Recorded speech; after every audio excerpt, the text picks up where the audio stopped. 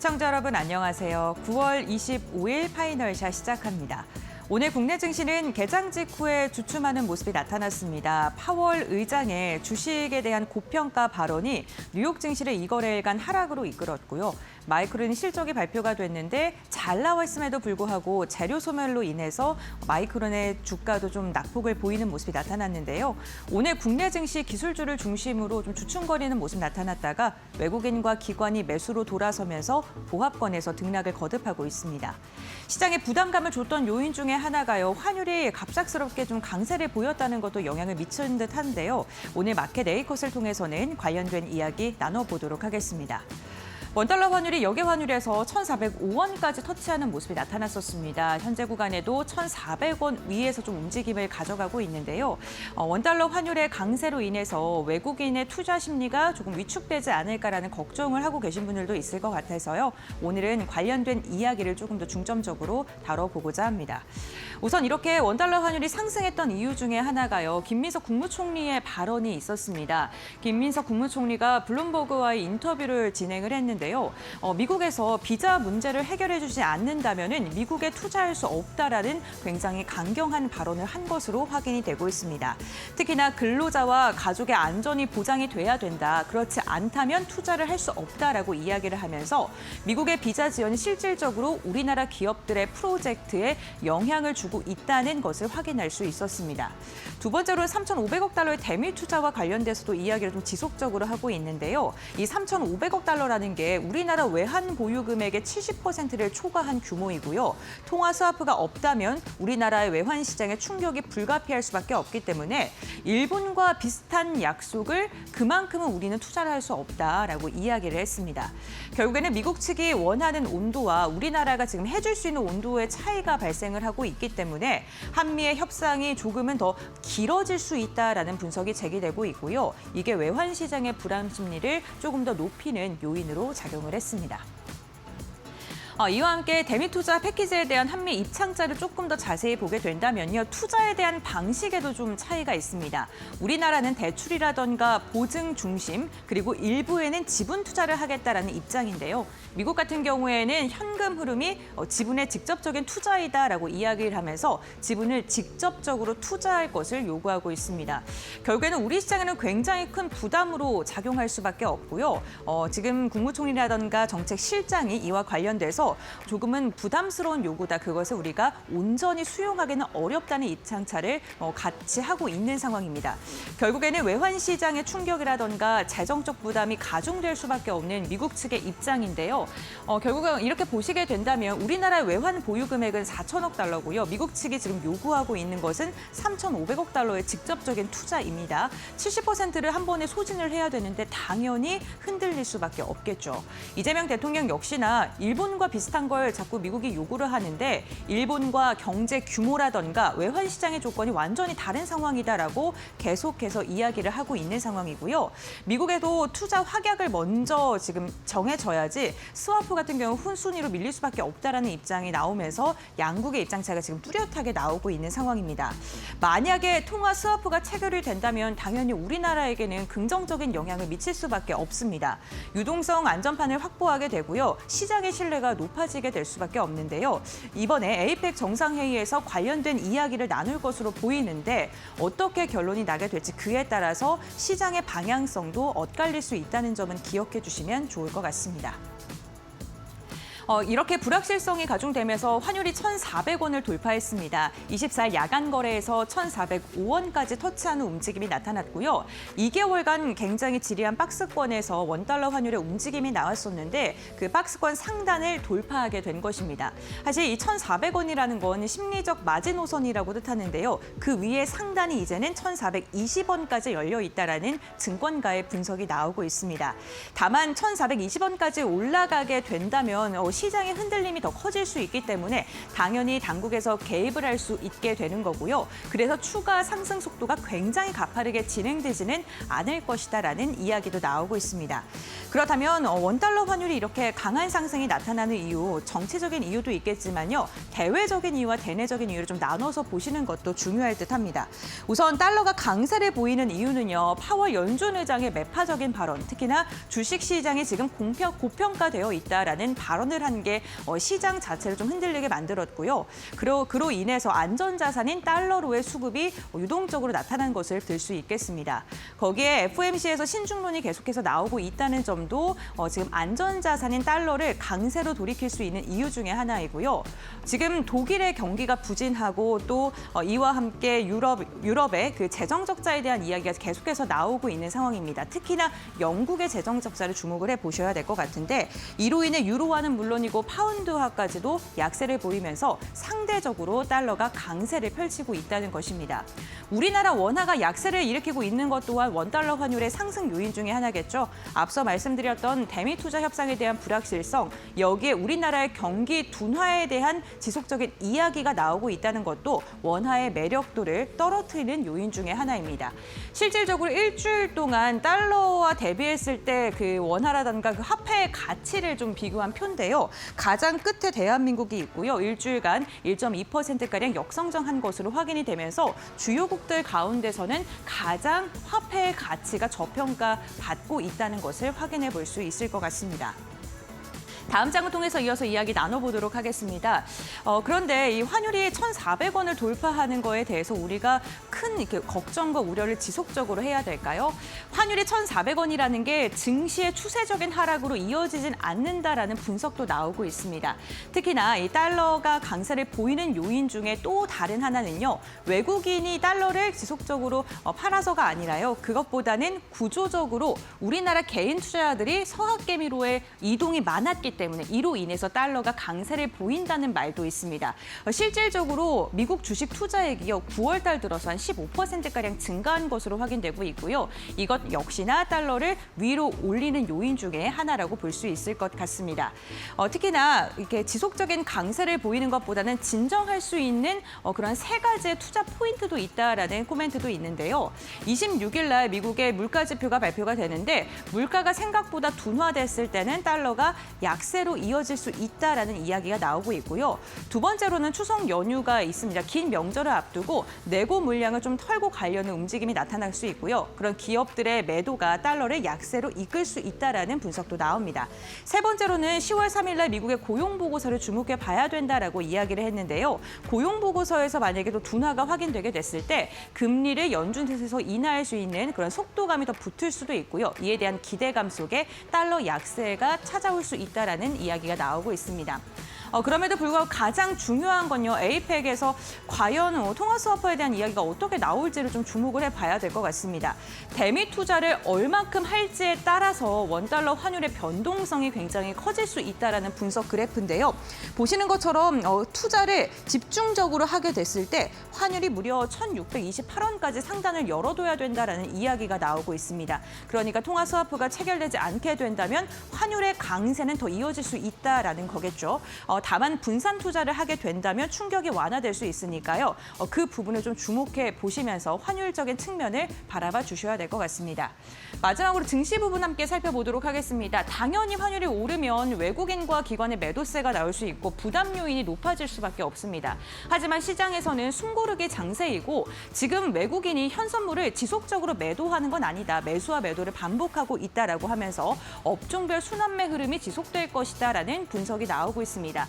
단기간 많이 올랐던 종목을 중심으로는 매도를 하고 저평가 구간에 있는 종목은 사들이는 그러한 장세가 이어지고 있다는 거고요.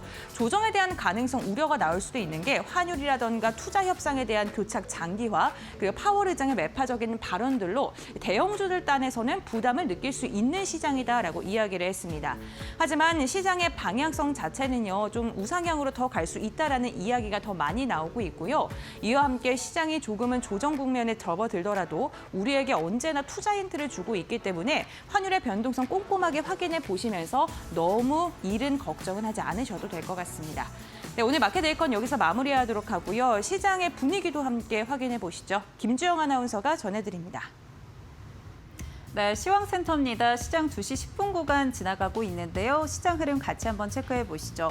연 이틀 관망세가 이어지고 있는 국내 증시입니다. 오늘 코스피와 코스닥 하락으로 출발한 이후에 코스피는 낙폭을 축소해 나가면서 방향성을 탐색하려는 모습도 있었는데요. 반면에 코스닥의 경우에는 낙폭 확대되고 있는 모습들 확인되고 있습니다.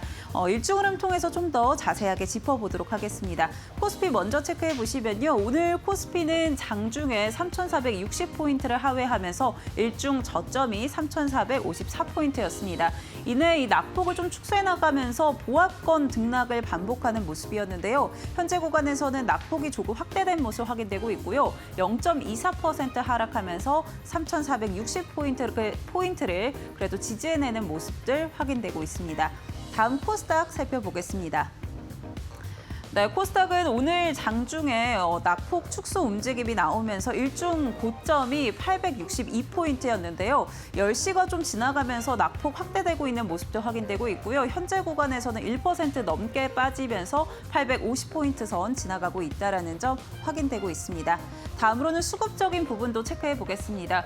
오늘 선물 시장에서는 외국인과 기관 순매수를 이어가고 있는데요. 현물 시장에서 코스피는 외국인과 기관 모두 순매수 확인되고 있습니다. 장 초반에 외국인과 기관 모두 순매도로 출발을 했는데 오전장에서 기관이 순매수로 전환했고요. 뒤이어서 외국인도 매수로 포지션 변경했다는 부분 체크해 보시면 좋을 것 같습니다. 오늘 코스피 시장에서 외국인과 기관이 가장 많이 담고 있는 종목은 삼성전자였고요. 그렇기 때문에 반도체 투톱의 향방이 좀 갈리고 있다는 점 체크해 보시면 좋을 것 같습니다. 코스닥도 같이 한번 체크해 보시죠.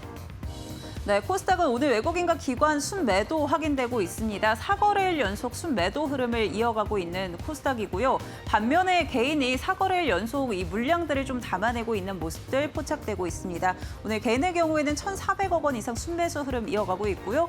기관 같은 경우 800억 원 이상 팔아내고 있다는 점 체크해 보시죠. 그렇다면 오늘 시장에서 어떤 테마들이 있는지 같이 한번 짚어보도록 하겠습니다. 싱크풀 통해서 확인해 보시면요. 오늘 시장에서 2차 전지 그리고 리튬 같은 부분들이 많이 검색되고 있다는 점 체크되고 있습니다. 어제 이어서 리튬주들 연 이틀 강세 흐름을 이어가고 있는데요. 미국에서 트럼프 행정부가 미국의 리튬 채굴 기업 리튬 아메리카의 지분을 확보하려고 한다라는 이야기들에 국내 증시도 영향받아가고 있습니다. 대출 제공을 조건으로 해서 최대 지분 10%를 확보할 수 있다는 이야기가 나오고 있는 상황이고요. 이에 따라 리튬 아메리카의 이 간밤 주가가 95% 폭등하면서 마감을 했습니다. 오늘 리튬 관련주들 흐름 체크해 보시죠. 네, 현재 구간 하이드로 리튬 5%대 강세 이어가고 있고요. EV 첨단 소재도 5%대 강세 흐름 이어가고 있습니다. 포스코 퓨처엠 4.7%대 강세, 에코프로비엠 4.6%, 포스코 엠텍도 3%대 오름세 보여주고 있는데요. 오전장 대비해서는 상승 탄력 둔화됐다는 점 체크해 보시기 바랍니다. 다음 키워드 확인해 보시죠. 네, 다음 키워드는 LNG 확인되고 있습니다. 미국의 에너지부 장관이 알래스카 LNG 프로젝트 관련해서 한국 기업 그리고 일본 기업과 협의 중이다라는 이야기들 나오면서 오늘 국내 증시에서는 강관 관련주들의 강세 흐름 이어지고 있습니다. 특히나 이 에너지부 장관이 12개월 내에 착공해야 된다라고 생각한다라는 발언을 내놨는데요. 이에 따라 시장에서는 프로젝트가 생각보다 빨리 시작될 수 있다라는 기대감을 모아가는 모습이고요. 오늘 관련주 흐름 체크해 보도록 하겠습니다. 네, 현재 KBI 동양철관의 경우에는 9%대 급등 이어가고 있고요. 넥스틸도 3.9%대 오름세, 하이스틸 2.9%, 화성밸브 2.3%, 대동스틸 강보합권 움직임 나오고 있습니다. 네, 마찬가지로 좀 윗꼬리가 달렸다는 점 체크해 보시면 좋을 것 같고요. 네, 지금까지 시황센터 통해서 시장 흐름 체크해 봤고요. 이어지는 자세한 특징주는 신민영 앵커와 확인해 보시죠.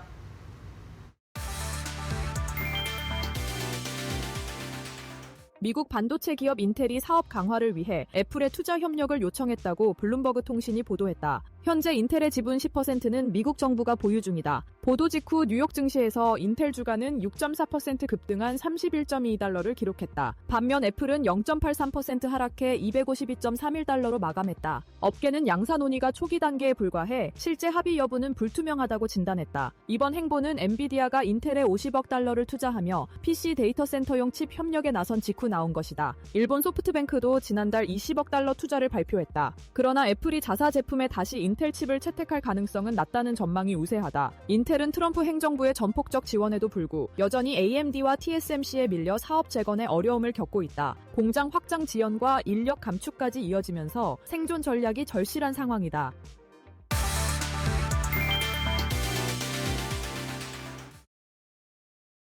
네, 목요일 오후 파이널샷 함께하고 계십니다. 이번에는 종목 파인더 통해서 정확한 종목 이슈들 점검해보고요. 투자 전략 함께 정비해보시죠.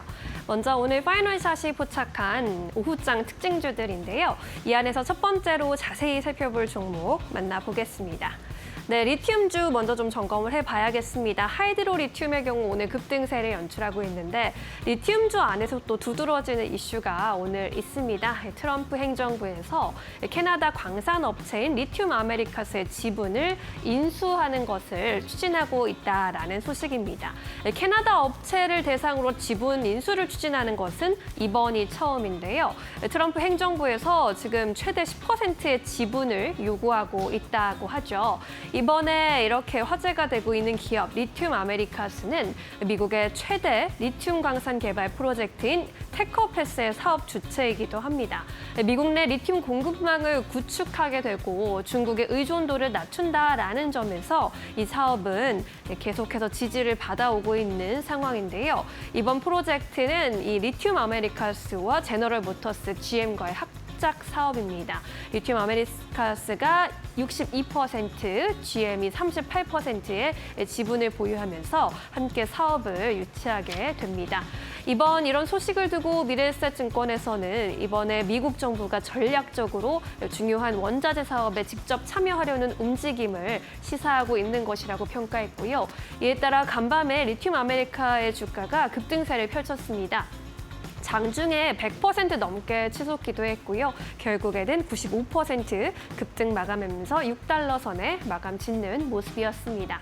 오늘 국내 증시에서 리튬 관련주들도 동반해서 영향을 좀 받아가는 모습이죠. 하이드로 리튬의 경우에는 오후장에서는 그래도 상승폭을 많이 반납하면서 5%대 강세 흐름 보이고 있습니다. 포스코 퓨처엠의 경우에도 4%대 오름세 유지해주고 있고요. 포스코 엠텍도 2%대 오름세입니다. 유일 에너테크, 리튬 포어스 같은 종목들도 동반 강세 흐름 보이고 있고요. 2차 전지주까지 동반해서 이러한 탄력이 유지되는 모습입니다. 이어서 두 번째 이슈로 넘어가 보도록 하겠습니다. 오늘 살펴볼 두 번째 특징주는요. APR입니다. APR 요즘 가장 잘 나가는 화장품 기업이기도 한데 관련해서 또 좋은 분석이 나왔습니다. 신한투자증권에서 기대되는 가을과 겨울이라면서 이번 3분기, 4분기까지 준수한 실적 보일 것으로 내다봤습니다. 화장품 섹터 내에서 최선호주의 지위를 유지하겠다고 했고요. 목표 주가 기존의 25만 원에서 28만 원까지 상향 조정하면서 약 12%가량 끌어올렸습니다. 미국발 관세 부담은 미미한 수준일 것이라고 봤습니다. 관세에 따른 영향, 손실이 1%포인트 내외일 것으로 봤고요.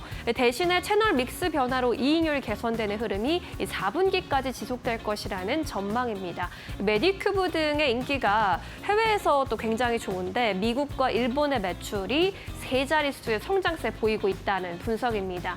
이에 따라 3분기 실적 전망으로 매출이 3,700억 원대, 영업이익 900억 원대 찍으면서 세 자릿수대 이러한 증가세 보일 것이라고 내다봤습니다.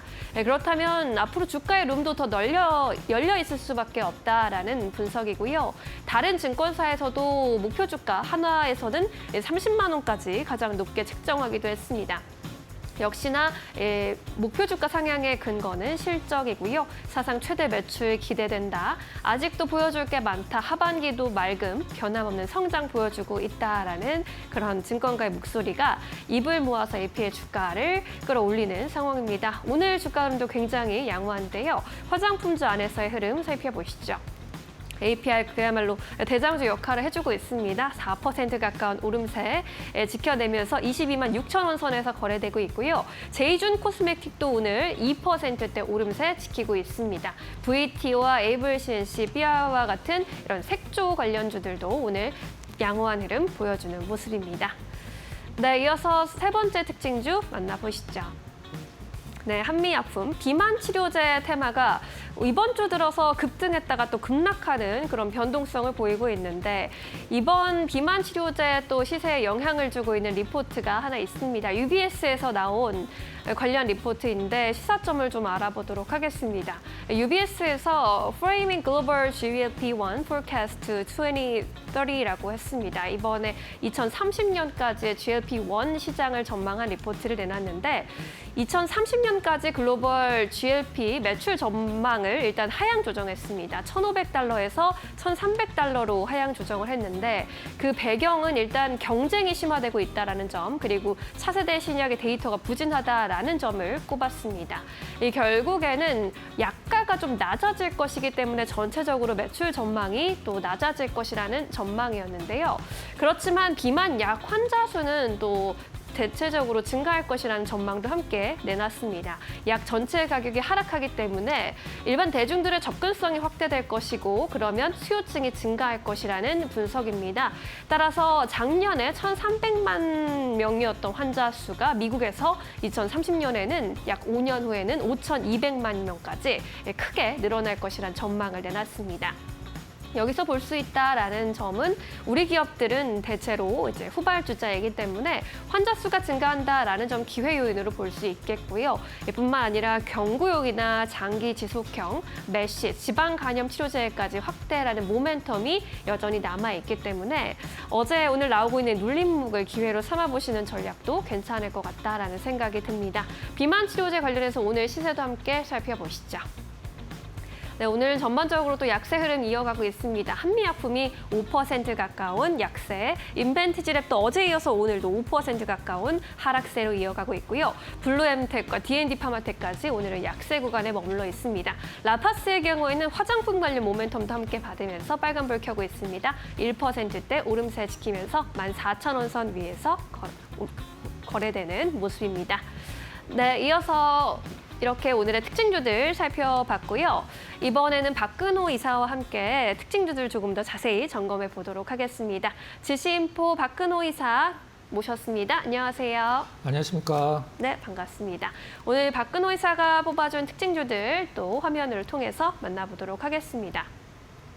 네, LG 디스플레이 꼽아주셨는데 3분기 실적에 대해 전망이 나왔습니다. 오늘 5% 가까이 뛰고 있고요. 3분기 깜짝 실적 전망이 나왔는데 15개 분기 만에 최대 실적 기록할 것으로 예상된다고 하네요. 오늘 이 실적에 대한 내용 어떻게 분석을 해보셨을까요? 네, LG 디스플레이 6월 달서부터 바닥 잡고 굉장히 타이트하게 잘 오르고 있는 상황인데 최근에 나온 실적 보고서를 아마 LG 디스플레이를 많이 알고 계시고 분석을 하셨던 분들은 이게 말이 되나라고 생각을 하셨을 수도 있는 실적입니다. 그 부분을 제가 한번 좀 분석을 해보도록 하겠습니다. 일단 3분기 매출이 7조 원 좀 못 미치는 6조 9천억, 영업이익이 이제 4,579억을 전망을 한다. 굉장히 디테일하게 나왔는데 네. 왜 이제 시장에서 LG 디스플레이의 실적이 15개 분기 만에, 그러니까 한마디로 2년 한 3분기 만에 이제 흑자 전환했나라는 이제 기사가 나왔는데 사실 실질적으로 중요한 거는 나오지가 않았습니다. 일단 기사 내용을 설명을 드리고 저는 좀 다른 의견을 좀 드려보도록 할게요. 애플 스마트폰 태블릿 워치 신제품 출시 효과다. 애플 스마트폰 태블릿 PC는 매년 신제품을 발표를 합니다. 근데 그동안에 계속 적자를 봐왔는데 이번에 이걸로 출시된 지 얼마 되지도 않았는데 이걸로 지금 3분기 실적이 이렇게 퀀텀 점프를 하는 실적은 사실 말이 안 되죠. 그다음에 두 번째, BOE가 이제 퇴출이 되면서 실질적으로 이제 애플 내에서 LG 디스플레이 점유율은 당연히 올라갈 수밖에 없습니다. 일단 그 부분은 지금 영향이 있다라고 하더라도 굉장히 미미한 부분이고 시간이 얼마 안 됐기 때문에, 그리고 애플 워치는 BOE가 퇴출이 됐기 때문에 LG 디스플레이가 독점으로 가죠. 그리고 지금 프로모션 디스플레이라고 해서 우리가 보통 스마트폰으로 게임을 할 때는 주사위를 굉장히 높게, 그다음에 아니면 무슨 뭐 메신저 같은 거 할 때는 주사위를 좀 낮춰갖고 뭐 배터리 소모율이나 이런 거를 낮추는 게 프로모션 디스플레이라고 하는데 OLED죠.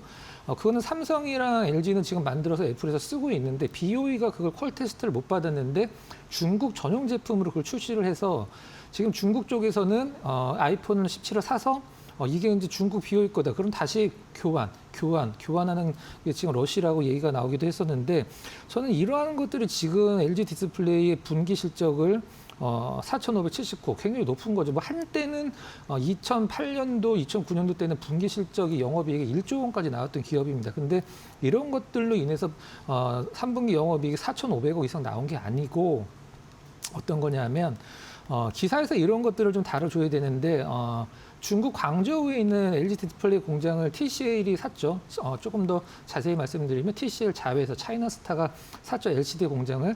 LG 디스플레이가 그 공장에서만 분기당 몇 천억씩 적자를 봤던 공장입니다. 그거를 2분기에 이제 완전히 매각이 확정이 되면서 2조 한 200억 정도를 받았죠. 그렇다라고 하면 뭐 현금도 들어오고 거기서 났던 적자 부분이 없었기 때문에 제가 봤을 때는 물론 잘 되고 있죠. 얼마 전에 LG전자 구조조정 얘기 나왔을 때 대부분의 적자가 지금 그 TV 쪽에서 많이 나왔거든요. 근데 LG 디스플레이의 매출 비중의 한 많을 때 30%, 적을 때 한 20%를 LG전자가 담당을 하는데 TV 부분에서 사실 이렇게 드라마틱하게 실적이 좋아지는 것은 좀 불가능하고 적자 폭을 많이 줄였기 때문에 지금 실적이 좋아진 부분이 상당 부분 차지한다라고 저는 보고 있고요. 다른 부분들도 나름대로 좀 긍정적인 부분이 있으니까 계속적으로 보시면 될 것 같아요. 차트 보면서 수급이랑 좀 특징적인 부분 살펴보도록 하겠습니다. 네. 위쪽에 이제 빨간색 선은 외국인 수급인데 이게 이제 선으로 그어져 있어서 느낌이 좀 안 오실 수도 있는데 숫자로 보면은 정말 외국인들이 소위 얘기하는 좀 약간 쓸어 담고 있다는 표현이 맞을 정도로 정말 너무 많이 사고 있습니다. 반면에 기관 수급은 지금 현재 매도 기조긴 하죠. 일단 차트에서 좀 특징적인 부분이 나왔던 부분을 좀 짚어보면 LG 디스플레이 BOE 승소해서 BOE 뭐 14년 8개월 동안 미국에서 뭐 판매 안 된다 얘기 나왔을 때 올라갔던 부분, 그 다음에 BOE가 빠져나가면서 LG 디스플레이가 애플 쪽에서 그 점유율이 올라갈 것이다. 삼성 50, LG 30, 그 다음에 BOE 20 비율이었었는데 BOE 거를 LG가 이제 갖고 온다. 그 부분은 상당히 긍정적이죠. 네. 그리고 오늘 이제 실적 나오면서 시장 대비해서 상당히 좋은 흐름과 수급 보여주고 있는데, 근데 이거를 좀 약간 월봉 차트로 길게 보면 얘기가 좀 달라집니다.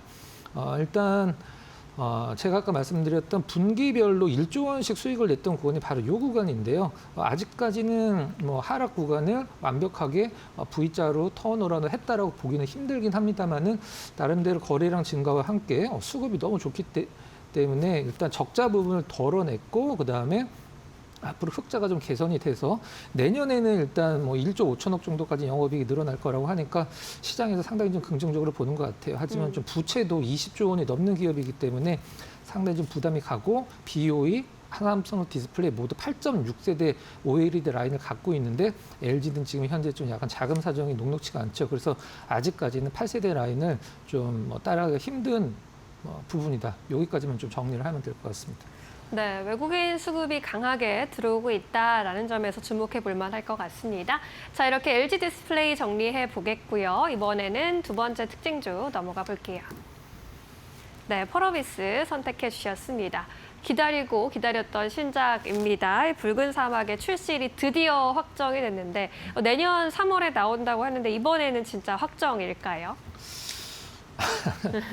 믿어봐야죠. 일단 네. 과거에는 분기라고 표현을 했습니다. 뭐 2분기에 내겠다, 3분기에 내겠다 이런 식으로 표현을 했었었는데 이번에는 3월 19일로 이제 내년 3월 19일로 확정을 지었는데 일단 붉은 사막을 시장에서 뭐 유저들도 마찬가지고 주주분들도 마찬가지고 뭐 펄어비스 자체적으로는 더 간절하겠죠. 왜 기다리냐면 붉은 사막 전에 게임 이제 그 검은 사막이 지금까지 누적 매출이 3조 4천억을 돌파를 했어요. 그렇기 때문에 그것보다 조금 더 스케일 큰 어떤 그 붉은 사막을 내놓으면서 이제 펄어비스도 그동안에 장기적으로 떨어지고 있었던 이제 주가 흐름도 올리고 그다음에 실적도 턴어라운드 할 것을 이제 기대를 하고 있는데 잘 됐으면 좋겠습니다. 이제 좀 디테일한 부분 좀 몇 개 좀 살펴보도록 할게요. 소니 신작 행사에서 일단 신규 트레일러 공개를 하고 출시일도 같이 공개를 했죠. 왜 소니냐? 가장 중요하죠. 이제 펄어비스 입장에서 소니가 가장 중요합니다. 실질적으로 콘솔 게임이기 때문에 플레이스테이션. 하지만 반응은 먼저 나오는 건 이제 스팀이죠.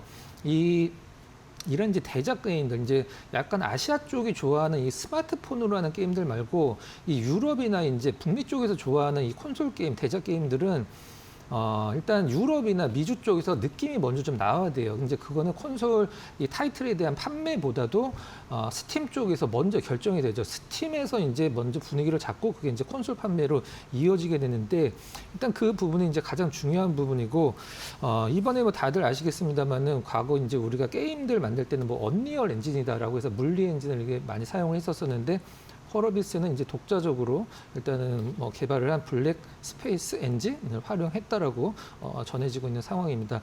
잘 됐으면 좋겠고 정말 시장의 기대치만큼이나 실망감을 너무 많이 줬던 종목이기 때문에 네. 이번에 붉은 사막 제발 좀 잘 돼서 뭐 시장에서 좀 펄어비스를 포함해서 저제 게임주들의 느낌이 좀 좋아졌으면 하겠습니다. 좋아졌으면 좋겠습니다. 내년 3월 9일은 좀 약간 시간이 좀 많이 남긴 했죠. 차트 잠깐 보도록 하겠습니다.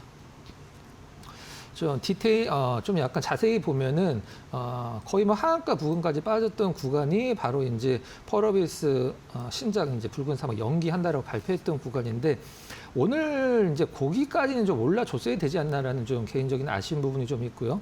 길게 주봉으로 좀 본다라고 하면은 이게 좀 약간 너무 많이 떨어져서 사실 고가권에는 뭐 14만 원이 넘었던 주식이 지금 3만 원 중반대인데 일단 뭐 이 게임사들은 두 가지가 있습니다. 이제 신작 기대감으로 올라갈 때와 그 다음에 신작이 일단 뭐 판매량이나 이런 매출로 연결이 돼서 실적으로 올라갈 때가 있는데 지금은 뭐 내년 3월 달까지는 당연히 뭐 기대감으로 올라갈 수밖에 없는 구간이 되겠죠. 그 이후에 이제 실적으로 증명해 줘야 되는데 네. 아무튼 오늘 뭐 나름대로 못을 박아줬기 때문에 펄어비스 입장에서 주주분들도 뭐 그냥 한번 기다려 보자라는 느낌으로 좀 편하게 기다릴 수 있는 어떤 뭐 부분들이 해소가 되지 않았나라는 생각을 좀 하고 있습니다.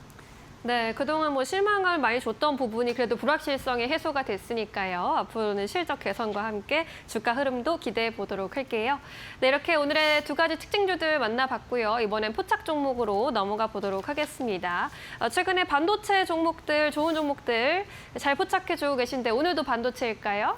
네, 오늘 좀 약간 낯선 종목인데 제가 이 종목을 분석을 하면서 이건 좀 약간 클리어 보내면 안 되겠다라고 해서 나름대로 좀 준비한 종목인데 좀 약간 개별주입니다. BCNC라는 종목을 좀 BCNC. 네, 굉장히 낯선 종목이죠. 저도 낯선데 최근에 이제 반도체 쪽을 이제 분석을 쭉 하면서 이 종목이 굉장히 좀 뭐 소위 말씀드려 약간 눈에 들어오더라고요. 그래서 이거 좀 약간 요수상하다라는 느낌을 주는 그런 종목이라 좀 잠깐 간단하게 브리핑을 좀 드리도록 하겠습니다. 네. 반도체 시가 공정용 소재 부품 전문 기업이다. 이러한 타이틀에 붙는 종목군들은 끝에 쿼츠, QNC라는 단어가 많이 듣죠. 뭐 원익 QNC 이런 식으로 이제 세라믹, 이제 석경 관련된 부분들, 이제 그 소모품 부품들 공정, 이제 반도체 공정에서는 큰 장비들도 많이 들어가지만 그 안에 들어간 소모성 부품들도 굉장히 많은데. 이 기업을 제가 이제 주목하는 이유를 몇 개 좀 체크해서 말씀을 드려보도록 하겠습니다. 제품이 좀 몇 개 있는데 매출이 가장 많이 나오는 QD9이라는 제품 좀 설명드려보도록 할게요. QD9은 실리콘을 이제 잡아주는 부분이고요. 이게 손익분기점이 넘어서 이제 이익 구간으로 진입을 했다라는 이제 분석 기사가 나왔는데 언제 시장에 진입을 했냐면 23년도 4분기에 이제 삼성이랑 SK에 납품을 하기 시작했는데 그게 이제 2년이 넘어서 이제 지금 일단 손익분기점이 넘어섰다. 한마디로 이제 돈을 벌기 시작했다. 전년도, 재작년도, 작년도 모두 이제 어떤 영업 실적적인 부분에서 일단 안 좋았죠. 이제 적자를 나타냈었었는데 이 부분이 이제 지금 적자였던 부분이 흑자로 턴어라운드 되고 있는데 이게 이제 매출의 70%가 넘기 때문에 상당히 좀 고무적으로 주가 흐름도 나올 것으로 예상을 하고 있고요. 최근에 좀 약간 반도체 기업들 중에 가장 많이 회자되는 기업은 여러분들은 어떤 거라고 생각을 하시는지 뭐 개인마다 틀리긴 하겠습니다만 저는 인텔이라고 생각을 하고 있거든요. 근데 네. 최근에 인텔 공식 공급사로 승인이 났어요. 이 BCNC 기업이. 그래서 이런 부분들도 어떤 부분이 승인이 났냐? 폴리실리콘 포커스링 역시 뭐 그 아까 말씀드렸던 그 부분이라고 보시면 될 것 같아요. 삼성전자, 하이닉스는 뭐 TSMC 모두 고객사로 기 확보를 하고 있었고 공장이 어디 있냐면 공장이 이천에 있습니다. 공장이 이천에 있으면 어디 향인지 제가 설명을 안 드려도 아마 다들 아시겠죠. 뭐 공장이 평택에 있다, 뭐 상성 향입니다. 공장이 이천에 있다, 청주에 있다, 뭐 하이닉스 향이라고 보시면 될 것 같아요. 네. 그러면은 이 기업이 최근에 어떤 행보를 보이고 있는지가 중요한데 우리가 보통 어떤 기업들이 공장을 증설을 할 때는 굉장히 신중을 기합니다. 우리가 공장을 큰 돈을 들여서 증설을 해서 공급 물량을 늘렸는데 어떤 이게 이제 수요가 줄어들면 그 기업은 굉장히 힘들어질 수밖에 없습니다. 근데 최근에 BCNC가 이제 발표를 하기에는 이제 160억 정도 투자를 해서 생산 시설을 신규로 짓기도 하고 기존의 공장들을 증축을 하겠다라고 발표를 했는데 우리가 보통 이런 시설 투자 회사에서 시설 투자를 발표를 했을 때 가장 걱정되는 부분은 제가 아까 말씀드렸던 부분도 있지만 돈을 어디서 조달을 하느냐 그게 중요하거든요. 여기서 또 갑자기 또 주주분들이 제일 싫어하는 부분들이 나올 수도 있는데 증자라든가. 근데 회사에서 이미 뭐 밝혀놨습니다. 공시에서 이미 밝혔죠. 회사 보유 자금이랑 이제 차입금을 통해서 조달할 예정이다. 한마디로 당분간 이제 증자 걱정은 없다. 그리고 증자를 하더라도 실질적으로 이 시설 투자와 관련된 부분들은 시장에서 굉장히 긍정적으로 보는 부분들도 많기 때문에 일단은 당분간은 그런 염려는 없다. 올해 이제 시장은 영업이익 72억 정도로 상당히 강하게 턴어라운드 할 것으로 예측을 하고 있는데 차트 잠깐 보도록 하겠습니다. 네. 외국인들이 지금 소형주, 개별주임에도 불구하고 굉장히 좀 매수가 꾸준하게 꾸준히 들어오고 있는 상황인데요.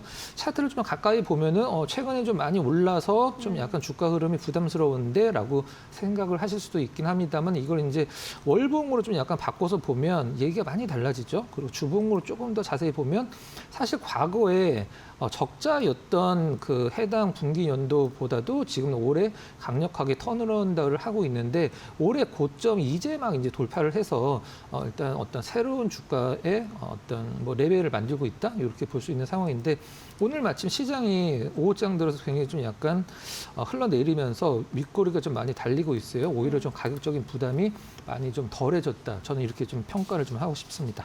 네, 가격 전략은 어떻게 세울까요?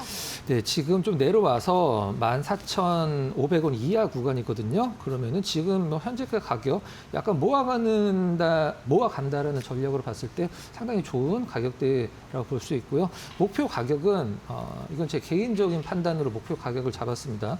조금 시간을 둔다라고 하면 좀 25,000원까지 굉장히 좀 높게 좀 잡아봤고 손절 가격은 12,000원으로 역시 좀 약간 러프하게 좀 잡아봤습니다. 네, 조금 생소할 수 있는 반도체 기업인데요. BCNC 살펴봤습니다. 중장기적으로 25,000원까지 목표가 제시해 주셨으니까요. 이 종목도 관심 가져가 보시죠. 오늘은 여기까지 이야기 듣겠습니다. 고맙습니다.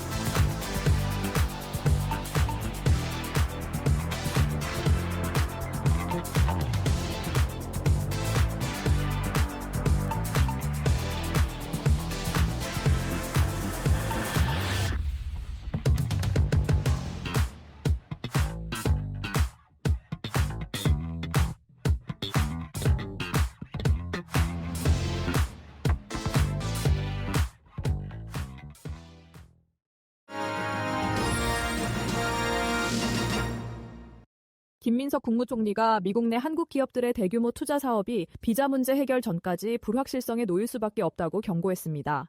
김 총리는 블룸버그와의 인터뷰에서 비자 문제가 해결되지 않는다면 실질적인 진전을 기대하기는 사실상 불가능하다며 다수 근로자들의 미국 입국이 어려운 상황이라고 밝혔습니다. 특히 이번 사안이 지난 7월 합의된 3,500억 달러 규모 한미 투자 기금에도 불확실성을 들이운다고 지적했습니다. 김 총리는 근로자와 가족들이 안전 보장이 없는 상황에서 미국행을 주저할 수밖에 없다고 말했습니다. 또 한미 합의 투자 규모가 한국 외환 보유액의 70%를 웃돈다며 통화스와프 협정이 없다면 한국 경제가 외환 위기급 충격에 빠질 수 있다고 경고했습니다. 이재명 대통령 역시 최근 인터뷰에서 안전장치 없는 무조건 수용은 위험하다며 통화스와프의 필요성을 강조했습니다. 김 총리는 국회 비준 가능성까지 언급하며 협상이 내년으로 넘어가지 않기를 바란다고 덧붙였습니다.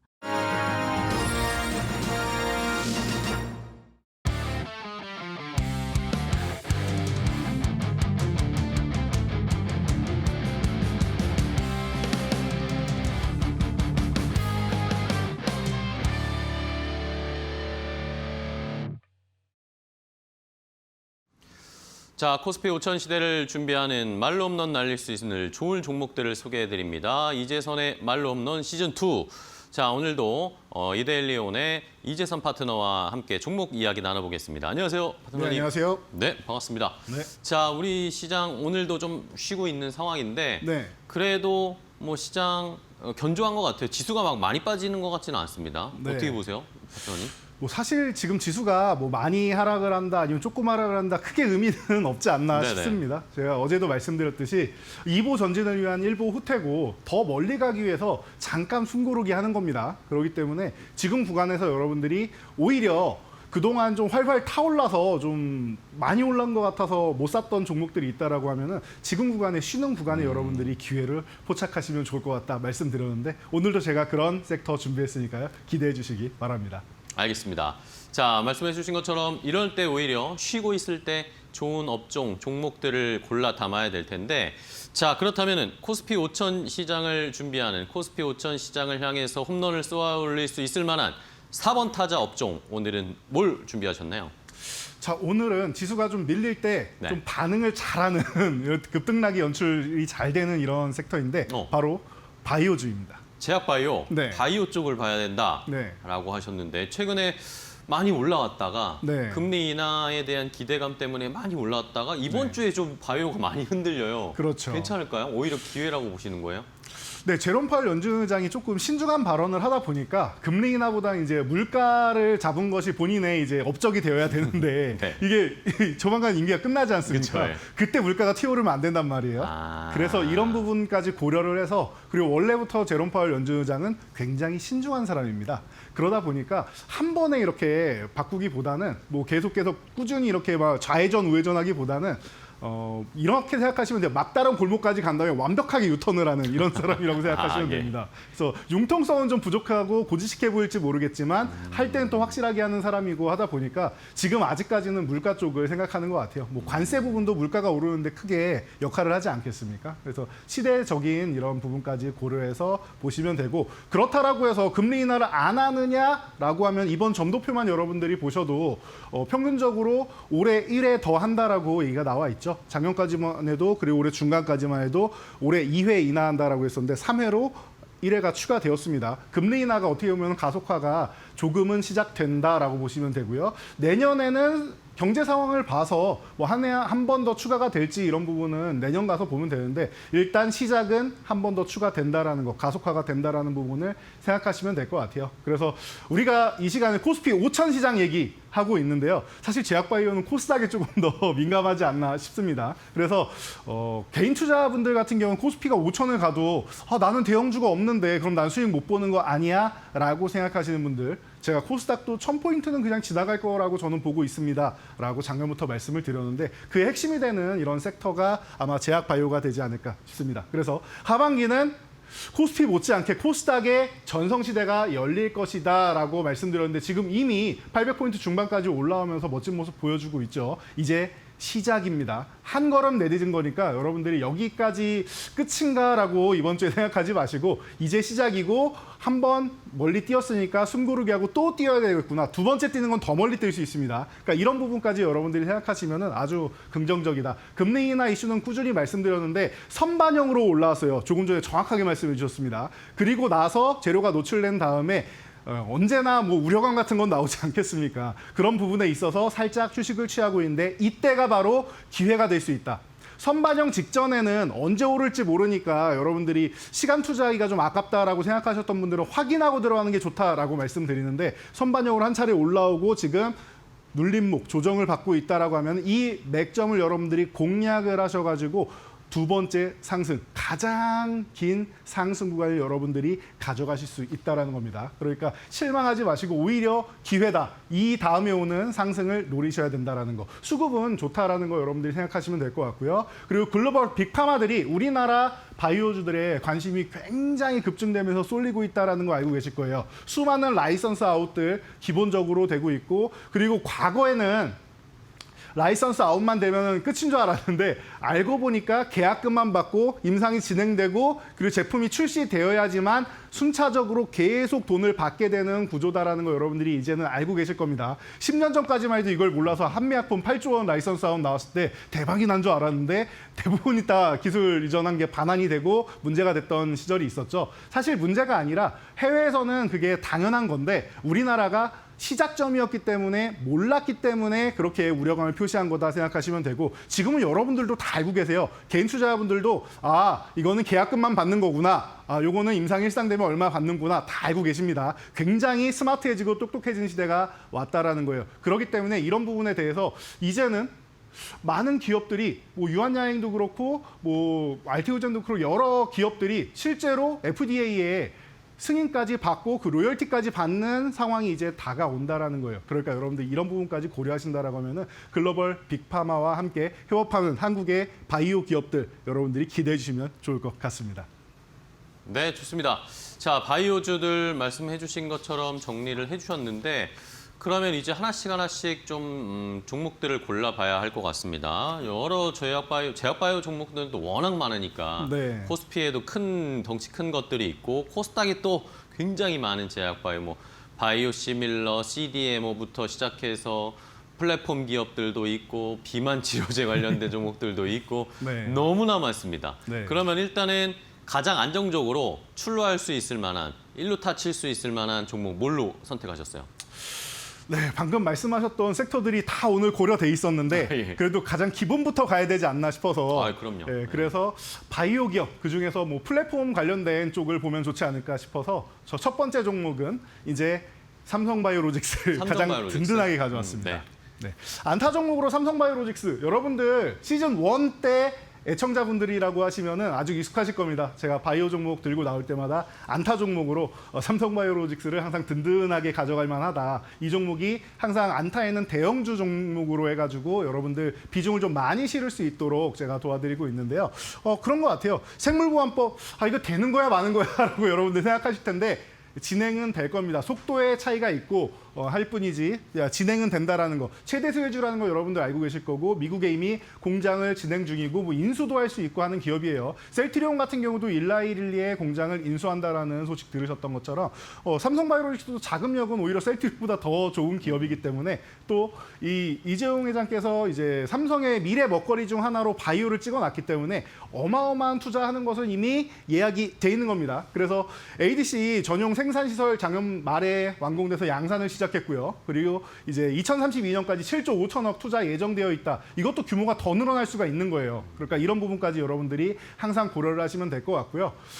우리가 말만 해도 이제 심장이 두근거리는 로슈나 일라일리 등등 글로벌 탑 20개 회사 중에 85%인 17개 회사가 고객사입니다. 그래서 삼성바이오로직스 같은 경우는 방금 말씀하셨던 CDMO 쪽으로 해서 위탁 생산이라고 하면 되죠. 여러분들 반도체가 이제 익숙하실 테니까 TSMC처럼 파운드리 생산하는 개념을 그냥 생산한다라고 생각하시면 될 것 같습니다. 그래서 이제 OEM, ODM 쪽이라고 생각하셔도 되는 이런 기업이다 보시면 되고요. 세계에서 생산량 같은 경우는 지금 1위에 올라 있는 정도 수준이고 앞으로도 꾸준히 투자하는 기업, 전 세계의 빅파마의 85%와 계약한 기업, 이 삼성바이오로직스 든든하게 가져가시면 지금 쉬고 있는 구간에서 너무나도 좋을 것 같습니다. 네, 좋습니다. 첫 번째 안전하게 든든하게 삼성바이오로직스를 소개를 해주셨고 말씀해주신 이런 이슈뿐만 아니라 최근에 또 이제 인적 분할 준비도 하고 있잖아요. 이런 것들도 시장에서 관심을 받고 있는 상황이기 때문에 삼성바이오로직스 한번 1루타, 진루타로 첫 번째 종목 봤고요. 자, 이제 조금 더 장타를 노려볼까요? 2루까지 좀 진루할 수 있을 만한 좋은 종목 뭐가 있을까요? 자, 2루타 종목은 여러분들이 아주 익숙한 종목이기도 하고요. 네. 과거에는 제가 3루타로 꼽았었는데 이미 많이 올라가지고 이번에는 트레이딩 관점에서 2루타로 제시해드리는 펩트론입니다. 펩트론이요. 네. 펩트론 같은 경우도 여러분들이 말로는 시즌 1에서 제가 말로 없는 종목과 예. 3루타는 거의 비슷하다라고 말씀드렸는데 277.89%라는 놀라운 수익률을 올린 상황이죠. 와, 네. 그리고 편안하게 쉬고 있습니다. 크게 밀리지도 않았어요. 그러면서 횡보하면서 쉬고 있다라는 거예요. 그래서 횡보하는 종목들 같은 경우는 가격 조정을 받지 않고 기간 조정만 받는다는 뜻인데 그만큼 수급이 좋기 때문에 내려가지 않고 홀딩이 되어 있다는 뜻입니다. 이런 타이밍에 여러분들이 충분히 휴식을 취했고 최근에 D&D 파마텍도 이슈가 있었고 인벤티지렉 같은 경우도 좋은 모습을 보이고 있고 일동제약 이슈가 제일 크기도 했고 이런 모습이고 했는데 그러다 보니까 펩트론만 쉬고 있는 게 좀 이상하다 생각되실 거예요. 기존에 많이 올랐기 때문에 지금 쉬고 있는 거고 오르지는 못했지만 안 밀렸기 때문에 안 오르는 것도 있습니다. 남들은 밀렸기 때문에 반등이 나오는 거고요. 이렇게 생각하신다라고 하면 펩트론 나쁠 건 없구나. 오히려 이번 주에 휴식을 취하게 해주는 게 지금으로서는 트레이딩으로서 기회를 주는구나라고 생각하시면 될 겁니다. 그래서 슈팅이 아직 안 나왔기 때문에 슈팅 나오는 지점까지는 여러분들이 보셔도 될 것 같고요.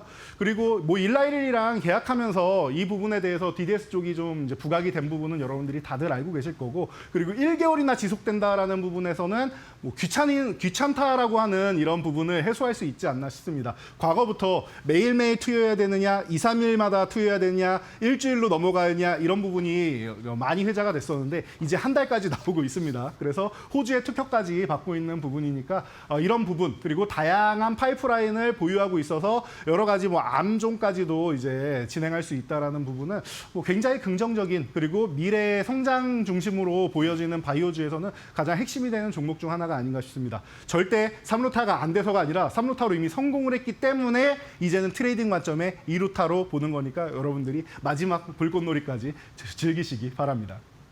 네, 알겠습니다.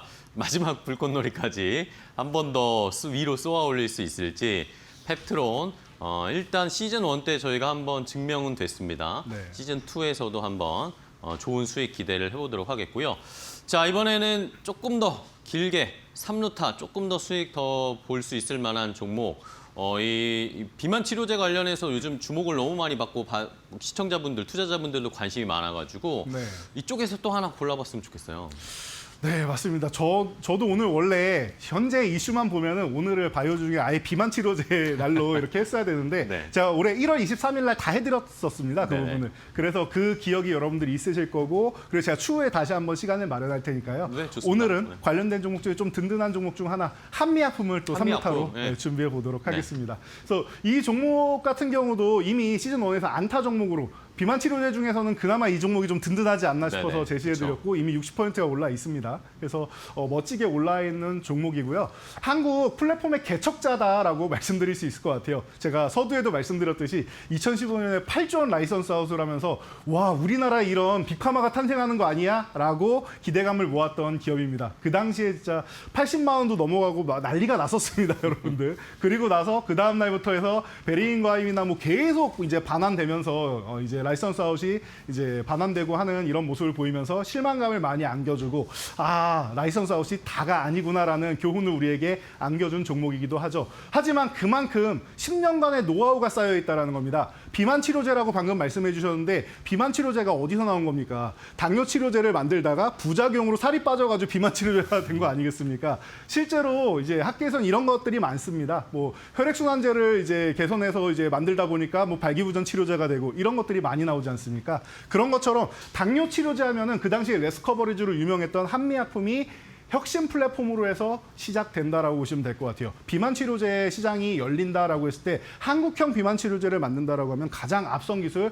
그리고 가장 노하우를 많이 보유하고 있는 기업이다라고 할 수 있을 것 같습니다. 그러다 보니까 현재도 임상 3상 진행되고 있고 이 부분은 이제 뭐 의료 기기 쪽하고도 연관을 해가지고 한국인의 맞춤형 서비스를 진행하겠다, 맞춤형 약품을 출시하겠다라고 포부를 내걸고 있는 한미약품입니다. 어떻게 보면은 모두가 해외를 보고 있을 때 우리나라 투자가 사실 미에 굉장히 좀 이제 추구하는 관점이 높지 않습니까? 그래서 제가 뭐 시즌 1에서 금요일마다 이렇게 놀고 먹자입니다라고 하면서 미용 관련 쪽도 많이 말씀을 드렸었는데 그런 미용 관련 쪽으로도 충분히 이제 뭐 한국에서 잘할 수 있고 한국이 잘 된다라고 하면 또 의료 관광을 또 많이 오기 때문에 이런 부분에서 제가 볼 때는 기대감이 굉장히 높은 기업이 아닌가 싶습니다. 한국에서 성공해서 해외로 뻗어나갈 수 있는 기업이 있다라고 하면은 그 중에 한미약품을 빼놓을 수가 없다라고 생각해서 저 호타준 쪽으로 3루타 종목에는 한미약품을 선정해봤으니까 여러분도 지금도 늦지 않았으니까 많은 관심 부탁드리도록 하겠습니다.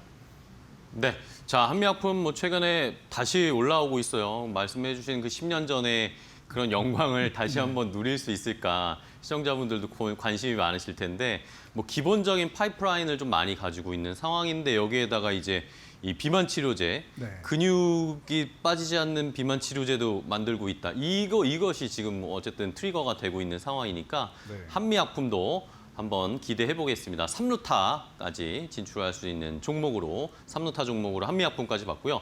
자 이제 마지막으로 크게 한번 쳐보겠습니다. 네. 홈런, 말로 홈런 칠 수 있을 만한 바이오 종목 뭐가 있을까요? 말로 홈런 칠 수 있는 종목으로 저는 뜸들이지 않고 바로 말씀드리면 알테오젠을 준비했습니다. 알테오젠이요? 네. 네. 생각보다 못 올라왔어요. 그렇죠. 네, 시즌 좋은 소식이 1 때. 나왔는데. 네, 시즌 1 때 41% 올라왔는데 여러분 만족 못하실 거라고 생각합니다. 그렇죠, 예. 이 종목에 대한 기대감은 적어도 세 자릿수 수익률을 기대하셨을 텐데 저도 그렇게 기대를 하고는 있는데 아직 뭐 시기적으로 조금 못 미쳤다라는 부분도 있을 것 같고 그리고 사실 그 전에도 너무 많이 올라온 것도 있습니다.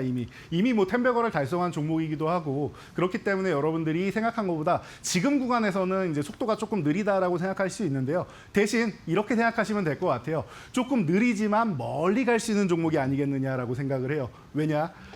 이제 막 임상 3상 끝나고 FDA 승인을 받고 매출이 나오려면 내년에 매출이 나올 거란 말이에요. 모든 신약에 관련돼서 제가 말씀드리면은 병원에서 신약 나왔다고 바로 좋습니다 하고 채용하는 병원은 별로 없습니다. 남들이 어떻게 하는지 채용해서 잘 되고 있는지 실제로 관찰을 한 다음에 문제가 없구나 싶으면 그때 뒤늦게 채용하는 병원도 굉장히 많습니다. 그게 약이라는 건 안정성이라는 것도 중요하기 때문이죠. 하지만 뭐 이 하이그로자인 제형을 통해서 이제 정맥주사 제형을 이제 우리가 이제 피하 주사 제형으로 바꾸는 거 아니겠습니까? 그럼 너무나도 편하잖아요. 우리 1시간 동안 누워 있어야 되는 거를 10초면 놓을 수 있습니다. 그래서 너무나도 편안하게 돼 있다라는 측면에서 그리고 효능을 갖췄고 안정성도 다 검증이 됐다라는 측면에서 제가 볼 때는 지금부터 시작인 것 같아요. 그래서 여러분들이 걱정할 필요가 없고 이 실적은 내년부터 반영되기 시작해서 내후년에 제대로 실적이 딱 들어오게 될 겁니다. 그러니까 이제 실적이라고 하면은 내년 정도부터 본다라고 하면 지금부터 해서 6개월 전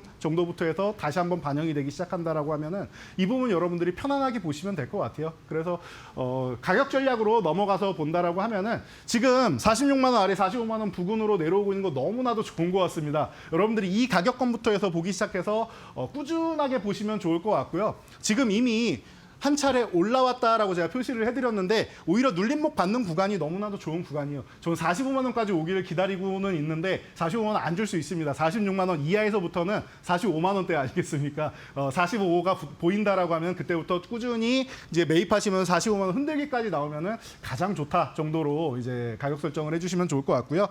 위로 올라간다라고 하면 일단은 55만 원까지는 1차적으로 목표를 잡을 수 있을 것 같아요. 지금 차트에는 안 보이지만 더 위에 있다라는 뜻입니다. 사상 최고가를 돌파하는 종목이기 때문에 차트에는 나오지 않는 것인데 55만 원 어렵지 않다라고 보고 있고 더 올라가면 70만 원 정도까지는 여러분들이 편안하게 보실 수 있지 않을까 싶습니다. 그리고 이 종목 또한 리스크 관리보다는 밀리면 더 사는 관점이 더 낫지 않나라고 저는 보고 있는데 그래도 만약에 밀린다라고 42만 원 이탈하면은 그 구간에서는 리스크 관리 한번 한 다음에 회복될 때 다시 한번 더 큰 물량으로 매수하시면은 아마 시장에 약간 내줬다라고 해도 더 큰 보장을 받으면서 여러분들이 이익을 남길 수 있을 거라 생각하니까요. 편안하게 보시기 바랍니다.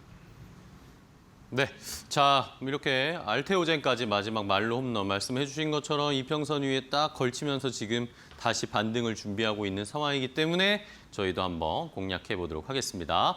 자, 오늘 말로 홈런 도전 종목 알테오젠까지 이재선 파트너와 함께 이야기 나눠봤습니다. 오늘 또 좋은 종목들 많이 소개해 주셔서 감사하고요. 네. 내일 또 뵙도록 하겠습니다. 네, 감사합니다. 고생 많으셨습니다.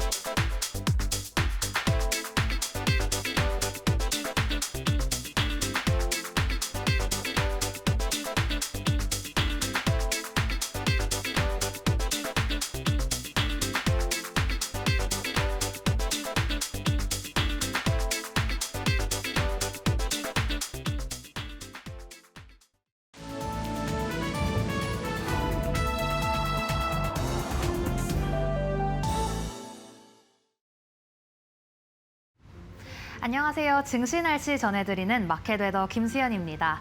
오늘 장 마감까지 단 30분 남았습니다. 남은 30분 전 증시 날씨 빠르게 전해드리겠습니다. 오늘 증시 날씨는 반도체주의 약세 속에 코스피 지수가 어제에 이어 보합권에서 등락을 이어갔습니다. 그럼에도 삼성전자는 나흘째 오르며 연일 신고가를 경신했는데요. 또 오늘은 원달러 환율이 심리적 저항선인 1,400원을 넘어섰습니다. 이 제롬 파월 미국 연준 의장의 발언 이후 달러 강세가 재차 부각된 가운데 이 국내 요인과 수급이 맞물리며 환율이 가파르게 치솟은 것으로 풀이됩니다. 그럼 이어서 오늘 종목별 날씨 흐름 살펴보겠습니다. 네, 오늘 LNG 가스관 건설 관련주 구름 한 점 없는 맑은 하늘 펼치고 있습니다. 미국 에너지부 장관이 일본과 한국 등 아시아 기업들과 협의 중이라고 밝히면서 오늘 관련주에 이 국내 기업 참여 기대감이 커진 건데요. 관련해서 오늘 KBI, 동양철관, 하이스틸, 넥스틸 모두 장 초반에는 강세를 보였지만 오후가 되며 상승폭을 줄여가고 있습니다. 이어서 오늘 계속해서 리튬주 흐름 살펴보겠습니다. 간밤 미증시의 온기가 오늘 국내 리튬주에도 전해지고 있는데요. 이 트럼프 행정부가 원재료 자급 체제 강화를 위해 리튬 채굴업체 리튬 아메리카스 지분을 최대 10%까지 확보할 것이라는 소식이 전해지면서 이 해당 기업 주가는 무려 100% 가까이 폭등했습니다. 이 소식에 힘입어서 오늘 장을 시작하자마자 하이드로 리튬 그리고 포스코엠텍 리튬 포어스에 매수세가 몰렸지만 현재는 오름폭이 줄어들며 상승세가 둔화되는 흐름입니다. 오늘 보시면 스테이블 코인 장 초반보다 지금 더 햇살이 반짝 들어오고 있습니다. 장 초반에는 트럼프 대통령 일가가 추진하는 이 암호화폐 프로젝트 월드리버티 파이낸셜의 이 포크먼 CEO가 한국 시장에 관심을 보이면서 이 원화 스테이블 코인 협력 의사를 밝혔는 소식이 투심을 자극했는데요. 여기에 장중 네이버의 업비트 인수설까지 더해지며 원화 스테이블 코인에 대한 기대감이 한층 더 불붙고 있습니다. 네, 오늘 자전거 관련주입니다. 오늘 1시쯤 강한 햇빛이 들어왔는데요. 알톤과 삼천리 자전거가 급등세를 보였습니다. 미국 세관 국경보호청 CBP가 세계 최대 자전거 생산업체 대만 자이언트 매뉴팩처링의 제품 수입을 전면 금지한다고 발표한 건데요. 이 자이언트의 자전거와 부품 그리고 액세서리를 즉시 억류하는 명령까지 내려졌습니다. 이 강제 노동 의혹이 원인인 것으로 알려졌는데 관련해서 오늘 국내 자전거 관련주 반사수의 기대감으로 반짝 올랐었습니다.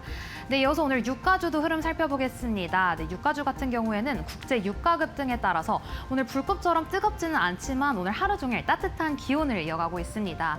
이 지정학적 리스크가 계속 고조되고 있는 가운데 미국 원유 재고가 예상보다 크게 줄면서 국제 유가가 간밤 2% 넘게 뛰었고요. 이로 인해서 오늘 국내 정유주에도 산들바람 불고 있습니다.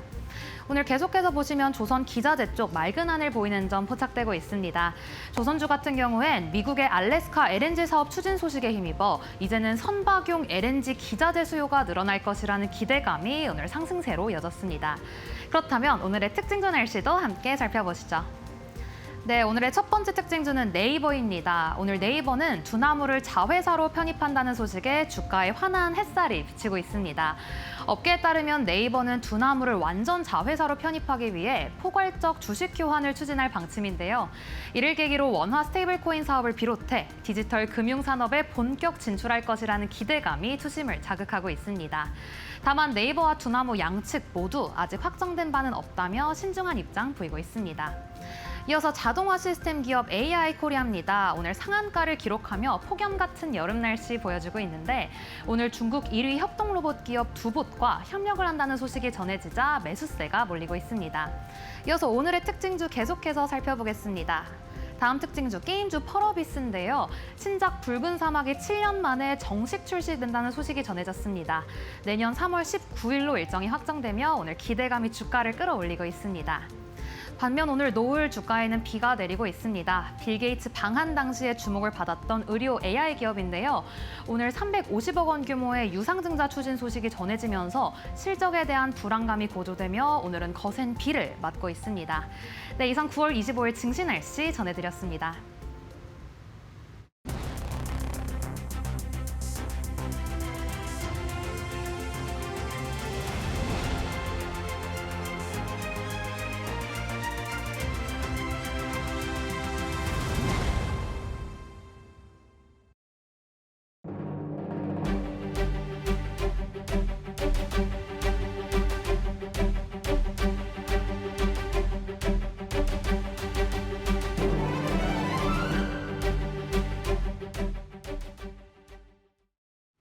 박철순의 시장 이야기 시간으로 이어가 보겠습니다. 오늘 시장에서 우리가 주목해 볼 만한 이슈를 다뤄보고요. 관련된 종목들 어떻게 대응해야 되는지 좀 자세한 전략을 짜보는 시간인데요.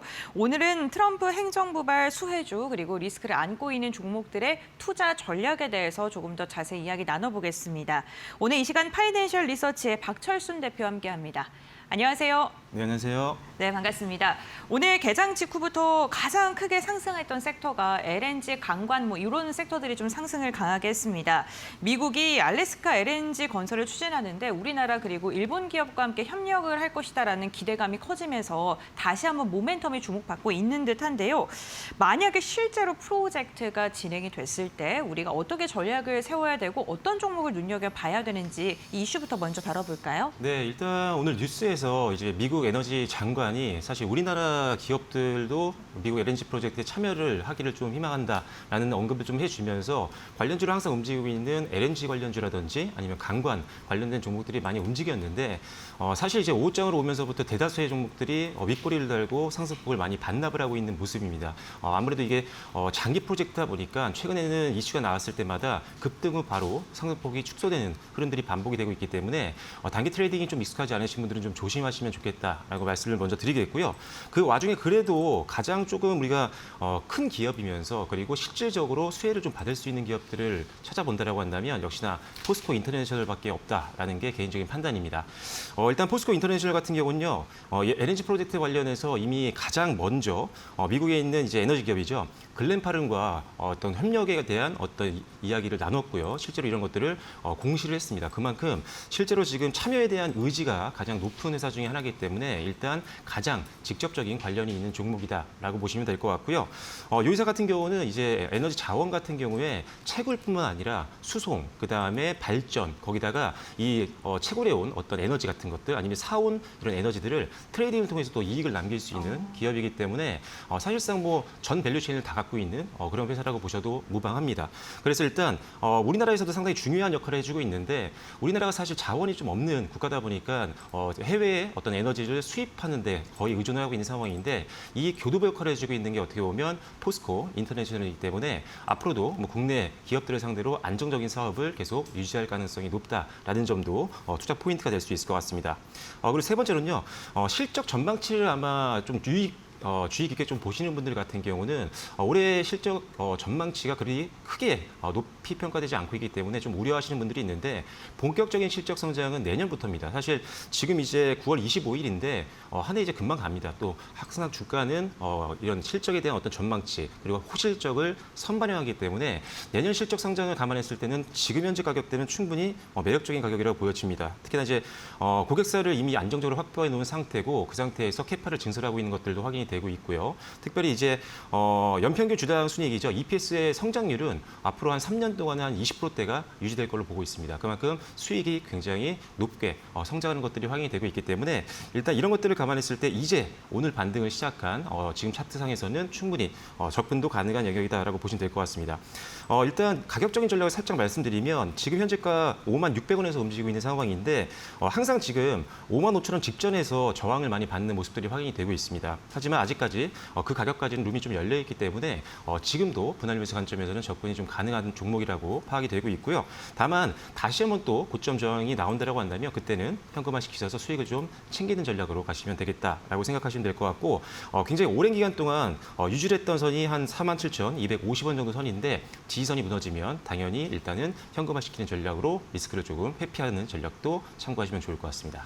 네, 알겠습니다. 지금 박스권에서 상승과 하락을 반복하고 있는 모습이 나타나고 있는데 지금 또 추세를 돌리면서 상승으로 돌아서려는 움직임이 포착되고 있기 때문에 포스코 인터내셔널 차트상으로도 긍정적으로 말씀해 주셨고요. 모멘텀 측면에서도 지금 투자 포인트 세워주셨습니다.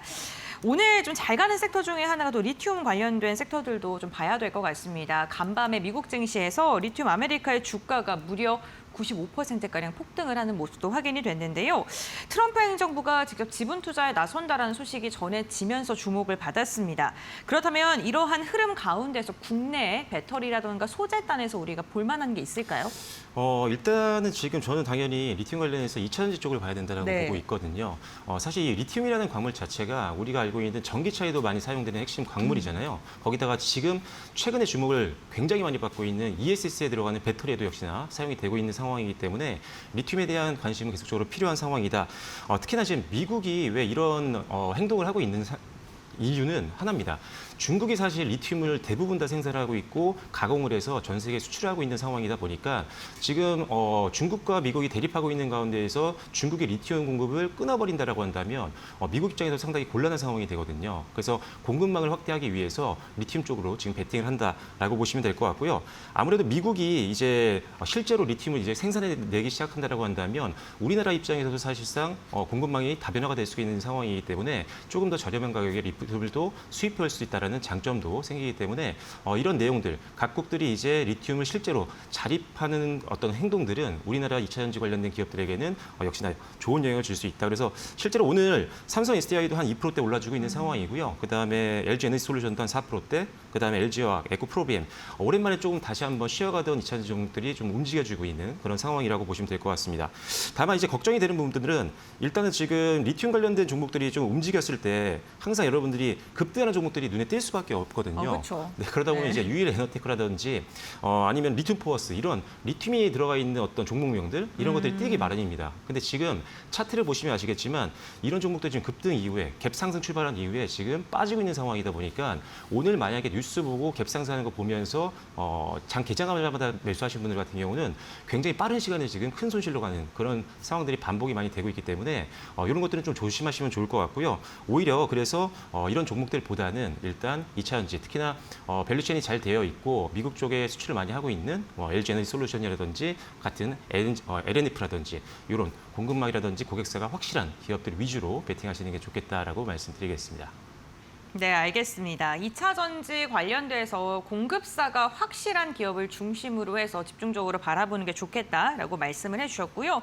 오늘 리튬 테마성 움직임 갖고 있는 기업들은 역시나 윗골이 달면서 변동성이 확대되고 있는 상황입니다. 오늘 저희가 트럼프 행정부에서의 수혜주와 리스크주를 좀 구분해서 이야기를 하고 있는데 로봇이랑 산업기계 같은 경우에는 안보조사 대상으로 삼겠다라는 이야기로 나오면서 관세를 부과할 가능성, 우려가 좀 커지고 있습니다. 그런데 오늘 로봇 관련 기업들, 이 삼성의 로봇 출시 이런 기대감 속에 일부 종목으로는 시세가 강하게 나오고 있거든요. 좀 어떻게 바라봐야 될까요? 일단 지금 로봇주들 보면 오늘 사실 네. 오른 종목들이 있긴 하지만 일부분 종목들이고요. 지금 레인보우 로보틱스가 한 8%대, 그다음에 이렌시스가 6%대인데 이 두 종목 알고 계시는 분들이 있겠지만 삼성전자와 관련이 있는 기업들이고요. 그 다음에는 또 이제 클로버 같은 경우가 이제 현대나 보스턴 다이내믹스와 이제 연관이 돼 있는 기업인데 이 정도 그리고 두산 로보틱스 정도가 움직여주고 오히려 조금 중소형주 같은 경우는 오히려 밀리는 종목들이 많습니다. 오늘 아무래도 전반적으로 시장이 좀 밀리는 상황이다 보니까 종목별로 굉장히 차별화가 좀 심한 상황이라고 보시면 될 것 같은데 일단 지금 미국 행정부가 지금 로봇 관련해서 이제 관세를 부과하기 위해서 사실상 지금 안보조사를 착수했다라는 이슈가 나왔는데 이제 관세를 부과하기 위한 어떤 근거를 만들기 위한 그런 행동이라고 보시면 될 것 같아요. 그래서 실제로 관세를 부과하게 된다면 당연히 로봇 산업 쪽에는 긍정적일 건 없습니다. 일단은 악재로 작용할 수 있겠지만 아직은 이제 조사 단계고요. 그리고 관세까지는 아직 좀 남아있는 시간들이 있기 때문에 너무 급하게 이걸 악재로 받아들이지는 않으셔도 좋을 것 같다라는 점 기억하시면 될 것 같고요. 그다음에 실제로 지금 로봇뿐만 아니라 우리가 지금 반도체도 마찬가지고요. 대다수의 섹터들이 지금 미국 관세에 대해서 지금 리스크를 갖고 있는 상황입니다. 비단 로봇주만 그런 건 아니기 때문에 확실한 상승 모멘텀이 있는 종목들이면 역시나 계속적으로 지켜보시면 좋을 것 같고요.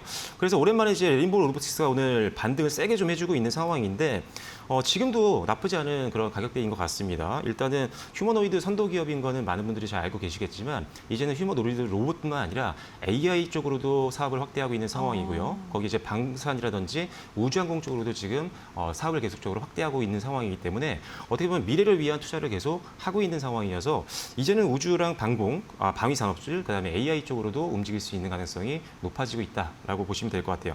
일단 지금 현재가 기준으로 한 31만 8천 원 선에서 움직여주고 있는 상황인데 오늘 윗골을 좀 달고 있긴 합니다. 왜냐하면 굉장히 오랜 기간 동안 지금 박스권 흐름들을 좀 보여주고 있는 상황이다 보니까 보니까 오늘도 저항을 받고 또 밀려올 가능성은 있지만 오히려 내려온다라고 한다면 다시 한번 박스권 하단 지지선 부분에서 매수를 한번 고려해 보시면 좋을 것 같고요.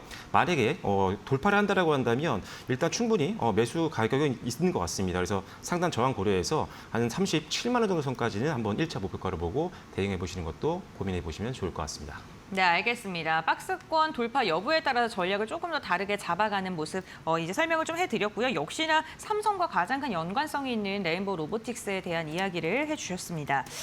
최근에 국내 증시의 흐름을 보게 된다면요. 반도체가 가는 날에는 방산이 쉬거나 방산이 잘 가는 날에는 반도체라든가 다른 게 좀 쉬는 모습, 그러니까 핑퐁핑퐁하는 모습이 연일 연출되고 있는데요. 오늘 같은 경우에도 오후장 들어 삼성이 또 상승으로 돌아서니까 한화가 에어로스페이스가 1%가량 빠지고 있습니다.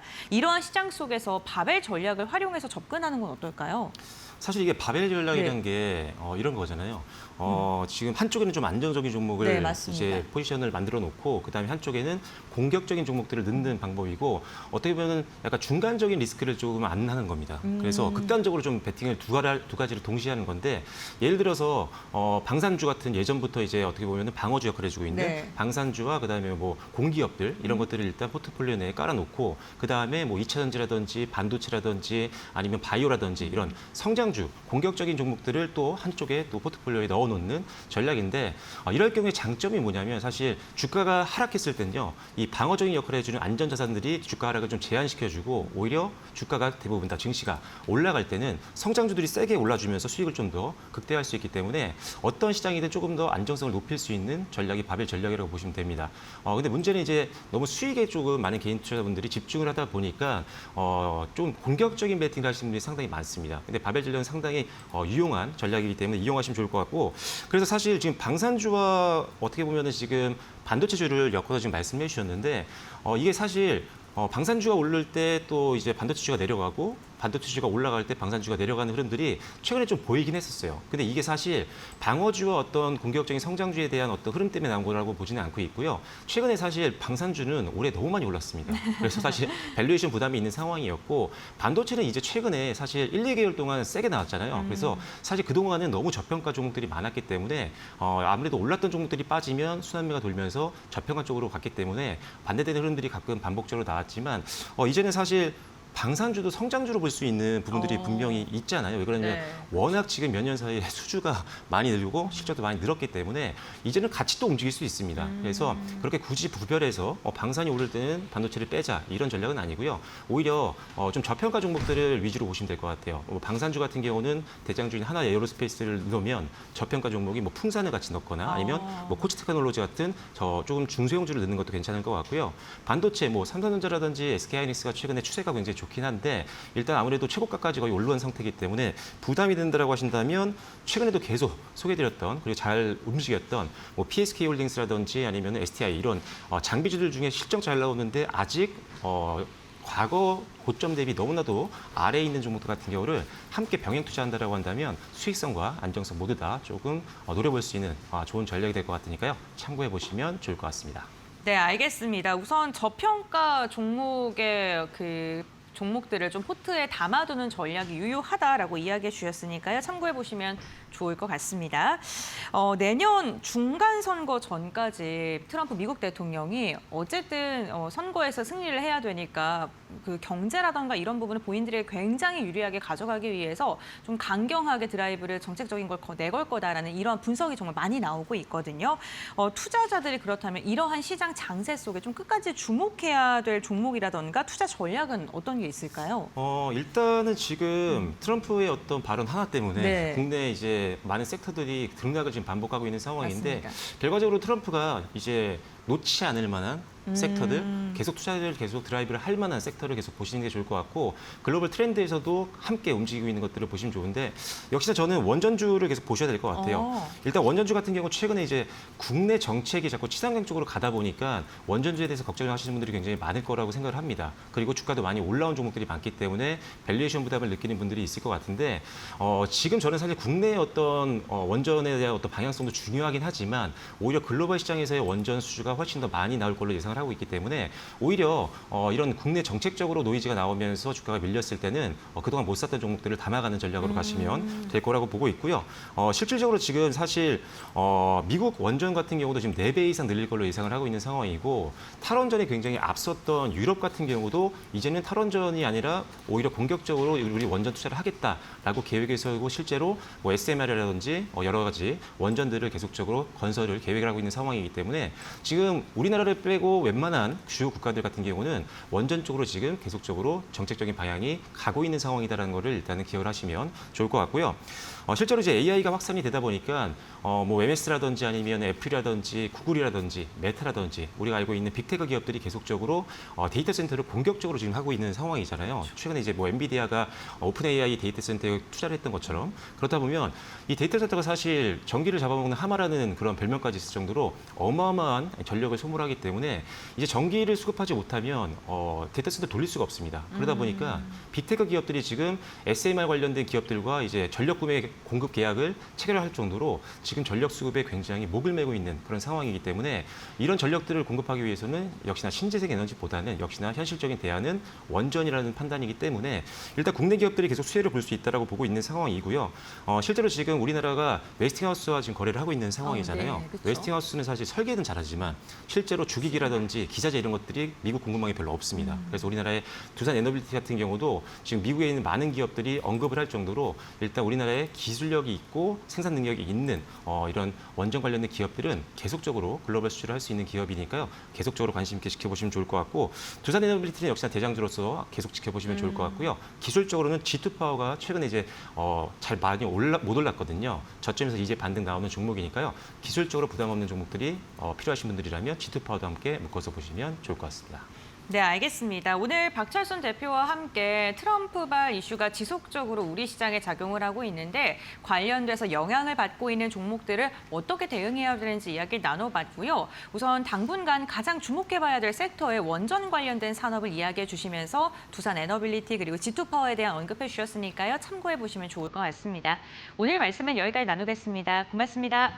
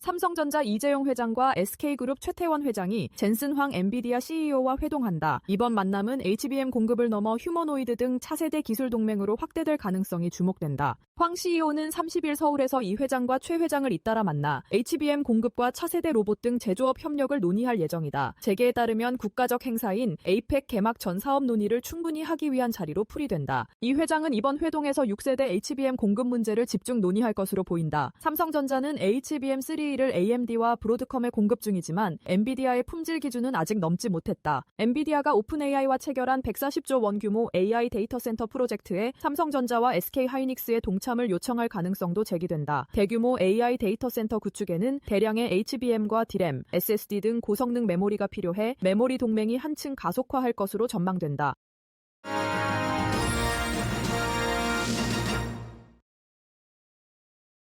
네, 장마감 동시효과 구간에 들어왔습니다. 라스트 찬스로 함께하실 시간이고요. 오늘도 목요일에 두 분 모셨습니다. 루크투자연구소 임순재 대표, 독립리서치 P&J 손창현 팀장입니다. 어서 오세요. 네, 안녕하십니까. 네, 오늘 그래도 코스피 지수가 현재 보합권 마감 예상이 되고 있고요. 코스닥 100은 1%대 약세입니다. 대표님께서는 오늘 시장 어떻게 바라보셨을까요? 네, 오늘 뭐 장중의 변동성이 좀 큰 그런 하루였다라고 보시면 될 것 같습니다. 네. 그만큼 이제 급등 주가의 이제 변동성이 그만큼 확대됐다라고 보시면 될 것 같고요. 뭐 그동안 이제 주가 많이 올랐기 때문에 그거에 따른 이제 조정이다라는 그런 관점에서 접근해 보시는 게 맞지 않을까라는 생각을 해보고 있습니다. 뭐 금일 같은 경우 이제 장중 뭐 그동안 이제 주도를 했었던 반도체 관련된 종목들이 삼성전자를 제외하고는 전체적으로 조금 쉬어가는 그런 모습을 보였고요. 대신 이제 조선이나 방산, 로봇 관련주들이 강한 그런 흐름세를 이어가고 있다라고 보시면 될 것 같습니다. 특히 이제 미국의 알래스카 이제 LNG 프로젝트 추진한다라는 그런 이제 소식으로 인해서 조선이나 관광주가 상대적으로 좀 좋은 그런 모습을 보였고요. 특히 이제 알래스카 LNG 프로젝트 같은 경우에는 기존의 사업성 얘기 때문에 조금 이제 투자 여부가 좀 불확실해졌다라고 보면 이번에는 이제 일본과 한국의 이제 대미 투자금을 통해서 알래스카 LNG를 추진할 걸로 보여지기 때문에 그만큼 추진 가능성을 높였다라고 보시면 될 것 같습니다. 이와 더불어 우크라이나의 지정학적 리스크가 계속 지속이 되면서 방산 관련된 기대감이 다시 좀 재점화되는 그런 모습세였고요. 정부의 K 휴머노이드 실증 사업 추진 소식으로 로봇 관련주도 좋은 그런 모습을 좀 보이고 있다라고 보시면 될 것 같습니다. 이와 더불어 이제 미국의 리튬 강산 지분 취득 소식으로 인해서 뭐 리튬 2차 전지나 리튬 관련주들이 강세를 보였다라는 것도 좀 특이적이다라고 보시면 될 것 같고요. 특히 뭐 기존의 주도주 역할을 하고 있는 삼성전자의 움직임이 여전히 좀 강세가 이어지고 있는 그런 상황입니다. 아마 삼성전자 같은 경우도 향후에 HBM4 D램에 대한 시장 기대감이 여전히 큰 그런 상황이기 때문에 그런 관점에서 좀 관심 있게 보셔야 될 걸로 보여지고요. 이와 더불어 레거시 반도체에 대한 업황 개선에 대한 기대감 이런 부분이 소부장 관련주로도 확산될 가능성. 물론 이제 오늘 같은 경우는 조정을 받았는데요. 중장기적으로는 연속성을 좀 이어가지 않을까라는 기대를 해보고 있습니다. 네, 오늘 시장도 역시나 삼성전자가 그래도 하단 받쳐주려는 모습 보여줬습니다. 반도체 업황 개선 기대감 속에서 소부장주에 대한 관심도 계속 가져가 보시면 좋겠습니다.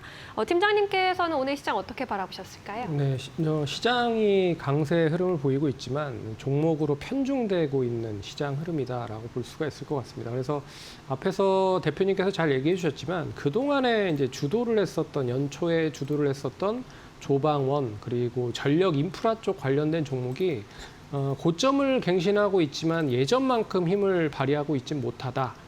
그렇기 때문에 추가적인 상승을 위해서는 역시 3분기 실적에 대한 방향성을 좀 확인하려고 하는 투자자들이 많은 것 같고요. 그리고 또 이 다음 주가 이제 추석이죠. 그렇기 때문에 일단 좀 팔고 보자라는 의미로 좀 많이 올라간 이 조방원 관련된 종목들을 매도를 하고 다른 이제 못 올라간 쪽에 대한 매수를 하는 게 아닌가라는 생각이 듭니다. 거기에 있어서의 이제 코스피 쌍두마차라고 할 수 있는 삼성전자와 SK하이닉스가 상당히 여기에 대한 그 수급을 좀 빨아들이고 있는 상황이다라고 좀 볼 수가 있을 것 같아요. 그래서 증권사 컨센의 추정치가 계속 좀 높아지고 있는 상황입니다. 그래서 삼성전자가 3분기 실적이 이제 9조 5천억 정도 수준까지 영업이익이 컨센이 높아지고 있는 상황이고, 그리고 SK하이닉스도 3분기 영업이익 한 10조 이상을 바라보고 있는 상태다라고 좀 보고 있기 때문에 외국인들에 대한 투자가 계속되고 있다라는 거는 좀 눈여겨보셔야 될 대목이라고 볼 수 있을 것 같고요. 참고로 이제 9월부터 어제까지에 대한 외국인들의 매수세를 보면 삼성전자 4조 3천억을 매수를 했고요. 네. 그리고 SK하이닉스를 1조 7천억 매수를 했습니다. 그만큼 이 두 종목으로 편중되어 있는 그런 매수세가 유입이 되고 있다라는 거는 시장에 대한 방향성보다는 이쪽에 수급이 좀 몰려 있다라는 뜻으로 좀 볼 수 있을 것 같고, 그리고 이제 그동안에 많이 이제 낙폭이 과대했던 종목들 위주로 수급이 또 재편이 되고 있다라는 것도 눈여겨 보셔야 될 그런 좀 특징적인 요소 중에 하나다라고 볼 수가 있을 것 같습니다.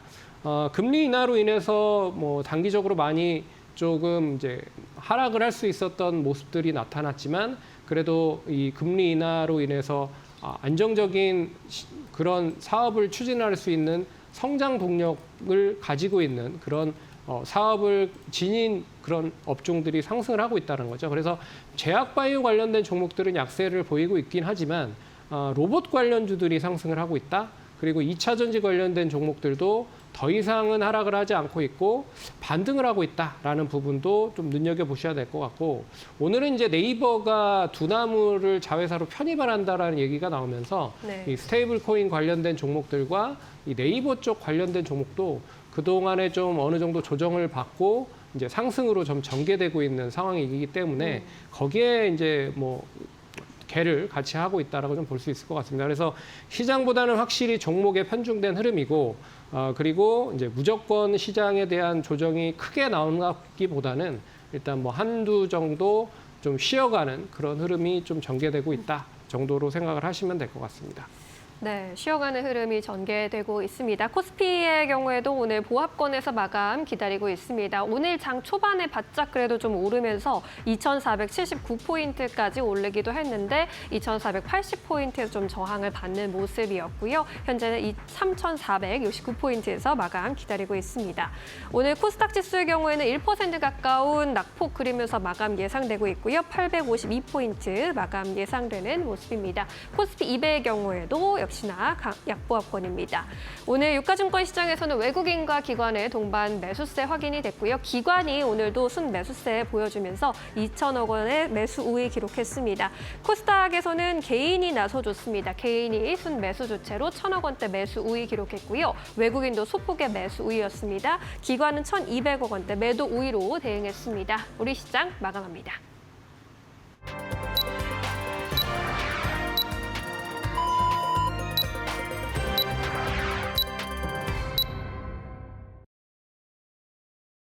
(9월 25일) 목요일장 국내 증시 마무리가 됐습니다. 오늘 유가증권 시장은 보합권에서 등락을 거듭하다가 막판에 살짝 힘이 빠지는 모습이 나타났고요. 코스닥 같은 경우엔 장중 약세를 지속적으로 이어갔습니다. 양 시장 모두 다 오늘 하락 종목이 현저하게 많았던 만큼 시장의 분위기는 투자 심리가 다소 위축된 모습이 나타났고요. 종목별 차별화 장세가 이어졌습니다. 트레이딩 뷰를 통해서 어떠한 종목이 강한 시세를 분출했고 어떤 종목이 조정을 받았는지 함께 확인해 보시죠. 오늘 외국인의 매수세가요, 삼성전자로 또 이어졌습니다. 그러면서 삼성전자 장 막판까지 좀 끌어올리려는 모습이 나타났고요. 삼성과 하이닉스의 주가가 다소 엇갈리는 모습이 나타났습니다. 최근에 외국인의 매수세가 삼성으로 지속적으로 유입되고 있다는 점은 반도체 시장에 대한 기대감이 여전하다라고 볼 수 있을 것 같고요. 최근에 많이 올랐던 방산주 그리고 원전 그리고 조선주들, 조방원 관련 기업들이 오늘 차익 매도 물량 나오면서 조정받는 국면으로 들어갔습니다. 반면 2차 전지 관련 기업들은 긍정적인 주가의 흐름이 나타났습니다. LG 에너지솔루션이 4%, 삼성 SDI가 2.4%, 그리고 포스코퓨처엠은 무려 5%가량의 강한 상승을 보이면서 종가를 체결하는 데 성공을 했는데요. 리튬과 관련돼서 미국에서 긍정적인 소식이 전해진 것은 물론이고 테슬라가 간밤에 상승을 보였다는 것도 투자 심리에 우호적으로 흘러갔습니다. 오늘 시가총액 상위 종목 가운데 가장 많이 거론됐던 종목이 네이버일 듯합니다. 결국에는 11% 두 자릿대 강세를 그리면서 마감을 했고요. 두나무와 관련돼서 양사가 확실하게 대답을 하진 않은 상황이고 입장에 대해서는 조금 더 지켜봐야 될 것 같은데요. 어쨌든 간 이번 자회사 편입에 대해서는 시장에선 굉장히 긍정적인 평가를 하고 있는 듯합니다. 현대차와 기아 같은 경우 오늘 일제히 약세를 그렸습니다. 오늘 지속적으로 지금 다른 나라와 미국이 자동차 관세 15%에 대한 이야기가 나오고 있는데 우리나라는 아직은 좀 지지부진한 움직임 나오고 있죠. 투자 심리가 지속적으로 억눌리고 있다는 점 참고하셔야 될 것 같고요. LPR 같은 경우 3분기 호실적 전망 속에서 오늘 2.7%가량의 강한 상승 나왔습니다. 다음으로는 코스닥 함께 살펴보도록 하겠습니다. 오늘 코스닥은요, 분위기가 전반적으로 하락한 모습이 굉장히 특징적입니다. 상승한 종목들 보게 된다면요, 2차 전지, 로봇 관련 기업, 그리고 게임주 정도이고요. 전반적인 투자 심리가 경색되어 있는 모습인데요. 바이오 관련 기업들이 조정을 좀 받았습니다. 알테오젠 2%, 펩트론도 오늘 3%가량 빠졌고요. 파마리서치와 리가켄바이오는 무려 6%가량의 강한 하락, ABL바이오도 5%가량 눌리면서 오늘 기술력을 갖고 있는 기업들은 물론이고 미용 관련된 기업들까지도 전체적으로 투자 심리가 위축이 됐고요. 반도체 소부장 관련 기업들 그리고 조선 기자재 기업들도 일제히 하락하면서 마감을 했습니다. 그러한 가운데서 에코프로 같은 경우에는 4% 넘는 상승 나타났다는 점 참고해 보시면 좋을 것 같습니다. 시장의 분위기가 종목별 차별화 장세가 이어지고 있는 가운데 지수는 어떻게 마감을 했을까요? 신민영 아나운서 전해주시죠. 네, 오늘 하락 출발한 코스피 지수 결국에는 약 보합권에서 마감했습니다. 전거래일과 비슷한 수준에서 마감했다고 볼 수 있겠고요. 3,471포인트, 그래도 70선 지켜주는 모습 나타났습니다. 코스닥의 경우에는 오늘 역시나 하락 출발했는데 오후장 들어서 낙폭이 더 커지는 모습이었죠. 1% 가까운 약세로 852포인트에서 마감 지었습니다. 오늘도 그 대형주 위주의 퍼포먼스가 조금 더 나았던 것으로 보입니다. 코스피 200은 강보합권 마감 지었습니다. 오늘 코스피 지수의 경우에는 장중에 출렁임이 좀 있었습니다. 오전 장중에 그래도 상승으로 좀 돌아서려는 모습이었고요. 3,479포인트 기록하기도 했습니다. 결국에는 보합권 마감하는 모습이었습니다. 코스닥의 경우에는 오후장 들어서 낙폭을 좀 더 키웠다가 그래도 다시 좀 올라오려는 모습이었고요. 1%대 가까운 약세로 852포인트 기록했습니다. 수급은 어떤 특징을 보였을까요? 먼저 외국인이 선택한 종목들, 외국인과 기관은 동반 매수 우위를 기록했고요. 기관이 2천억 원대 순매수세 기록했습니다. 어제에 이어서 오늘도 기관이 순매수해주는 모습이었습니다. 코스닥 시장에서도 수급 상황 살펴보시죠. 오늘은 개인이 매수 주체로 나서면서 1,000억 원대 매수 우위 기록했고요. 반면에 기관이 물량 덜어내면서 1,000억 원대 매도 우위 기록했습니다. 외국인이 선택한 종목들 지금부터 살펴보시죠. 오늘 외국인은 코스피 시장에서 삼성전자와 SK하이닉스 반도체 투탑을 또다시 담았습니다. 삼성전자의 경우에는 10거래일 연속 외국인의 순매수세 이어지고 있고요. 이번 주 들어서 최근에 SK하이닉스는 순매도하는 흐름이 나타나기도 했는데 오늘 장에서 다시 외국인의 순매수세가 유입됐습니다.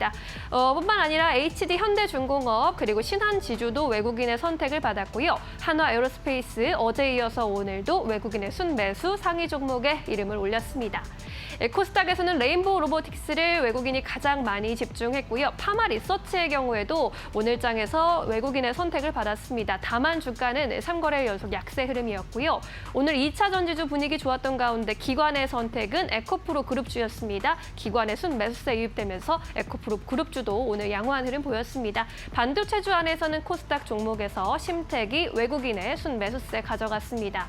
레인보우 로보틱스의 경우에는 오늘 장중에 33만 원대까지 고점을 높이기도 했습니다. 대장주의 흐름을 오늘 보여주면서 8%대 강세로 마감을 지었고요. 31만 9,500원 선 마감 형성을 했습니다. 이어서 기관의 수급도 살펴보시죠. 오늘 기관은 코스피 시장에서 네이버를 가장 많이 사들였습니다. 네이버의 주가 최근에 지지부진한 흐름이었는데 오늘 드디어 상승 전환에 성공을 했고요. 삼성전자도 역시나 코스피에서 기관의 선택을 받았습니다. 삼성전자는 외국인과 기관의 쌍끌이 매수세 속에 오늘도 상승 흐름을 이어갔습니다. SK스퀘어 역시 기관의 선택을 받았고요. APR 최근에 계속해서 신고가를 경신해 나가는 모습이죠. 증권가에서 이제 목표 주가 상향 리포트도 계속 나오고 있는 상황입니다. 두산 에너빌리티도 오늘 기관이 선택했습니다. 코스닥에서는 레인보우 로보틱스가 역시나 기관의 선택 받으면서 외국인과 기관의 수급이 집중됐고요. 삼지엔터도 최근에 기관이 꾸준히 사들이는 종목입니다. 최근 7거래일 연속 기관의 순매수세 유입되고 있습니다. 네이버는 두나무 인수설이 제기되면서 오늘 주가 시장에서 단연 돋보이는 모습이었고요. 11%대 급등세로 마감 지었습니다.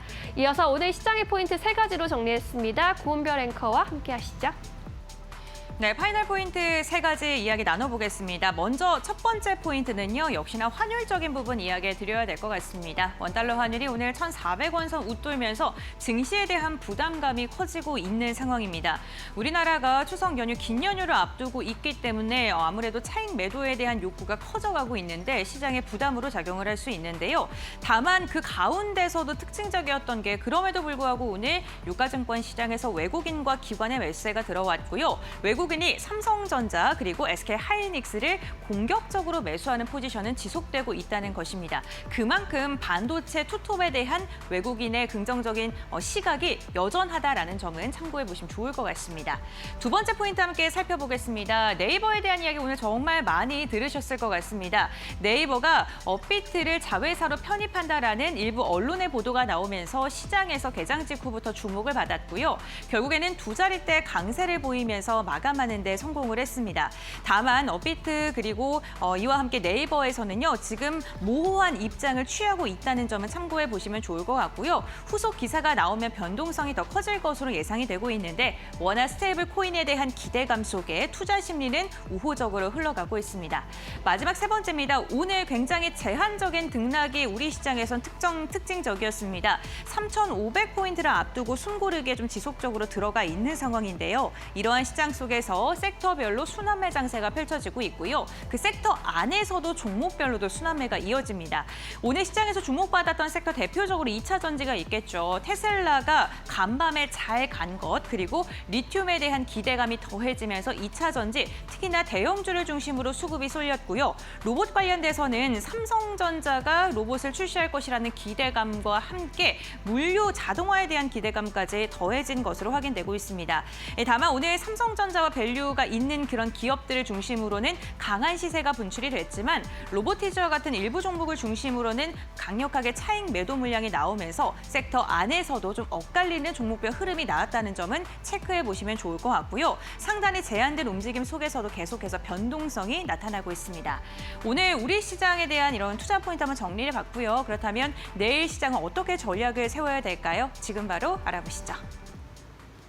네, 양시장 약세로 마감을 지었습니다. 내일은 또 어떤 시장을 예측해 볼 수 있을까요? 계속 이야기 나눠보겠습니다. 대표님께서는 내일 포인트 어떻게 잡고 계실까요? 네, 뭐 시장 전체적으로 본다라고 하게 되면 유동성이 계속 좀 확보되고 있는 그런 상황이다라고 네. 보시면 될 것 같고요. 뭐 시장 내에서 특별한 악재가 없기 때문에 시장은 전체적으로 좀 긍정적으로 보셔도 되지 않을까라는 생각을 해보고 있습니다. 다만 이제 개별적인 이슈에 따라서 움직일 가능성은 좀 높아 보인다. 뭐 오늘 같은 경우도 개별적인 이슈에 의해서 주가가 움직이듯이 그런 형태가 내일도 좀 한동안은 좀 이어질 가능성은 충분히 있다라고 생각을 하고 있습니다. 그렇지만 이런 개별적인 이슈 속에서도 기존의 주도주는 아마 움직임은 이어질 가능성은 좀 있다라고 좀 생각을 하고 있습니다.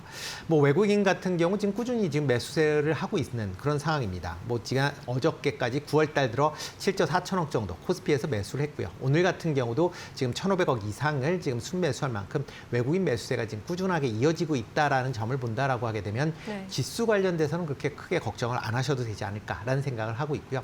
특히 외국인 매수세가 이어진다라고 하게 되면 외국인이 선호하는 지수 관련 대형주 중심으로 단기적으로는 좀 더 관심을 가지셔야 되지 않을까라는 생각을 해보고 있습니다. 네, 외국인의 매수세가 집중되는 종목들은 계속해서 관심 있게 보시는 것도 전략이 될 것 같습니다.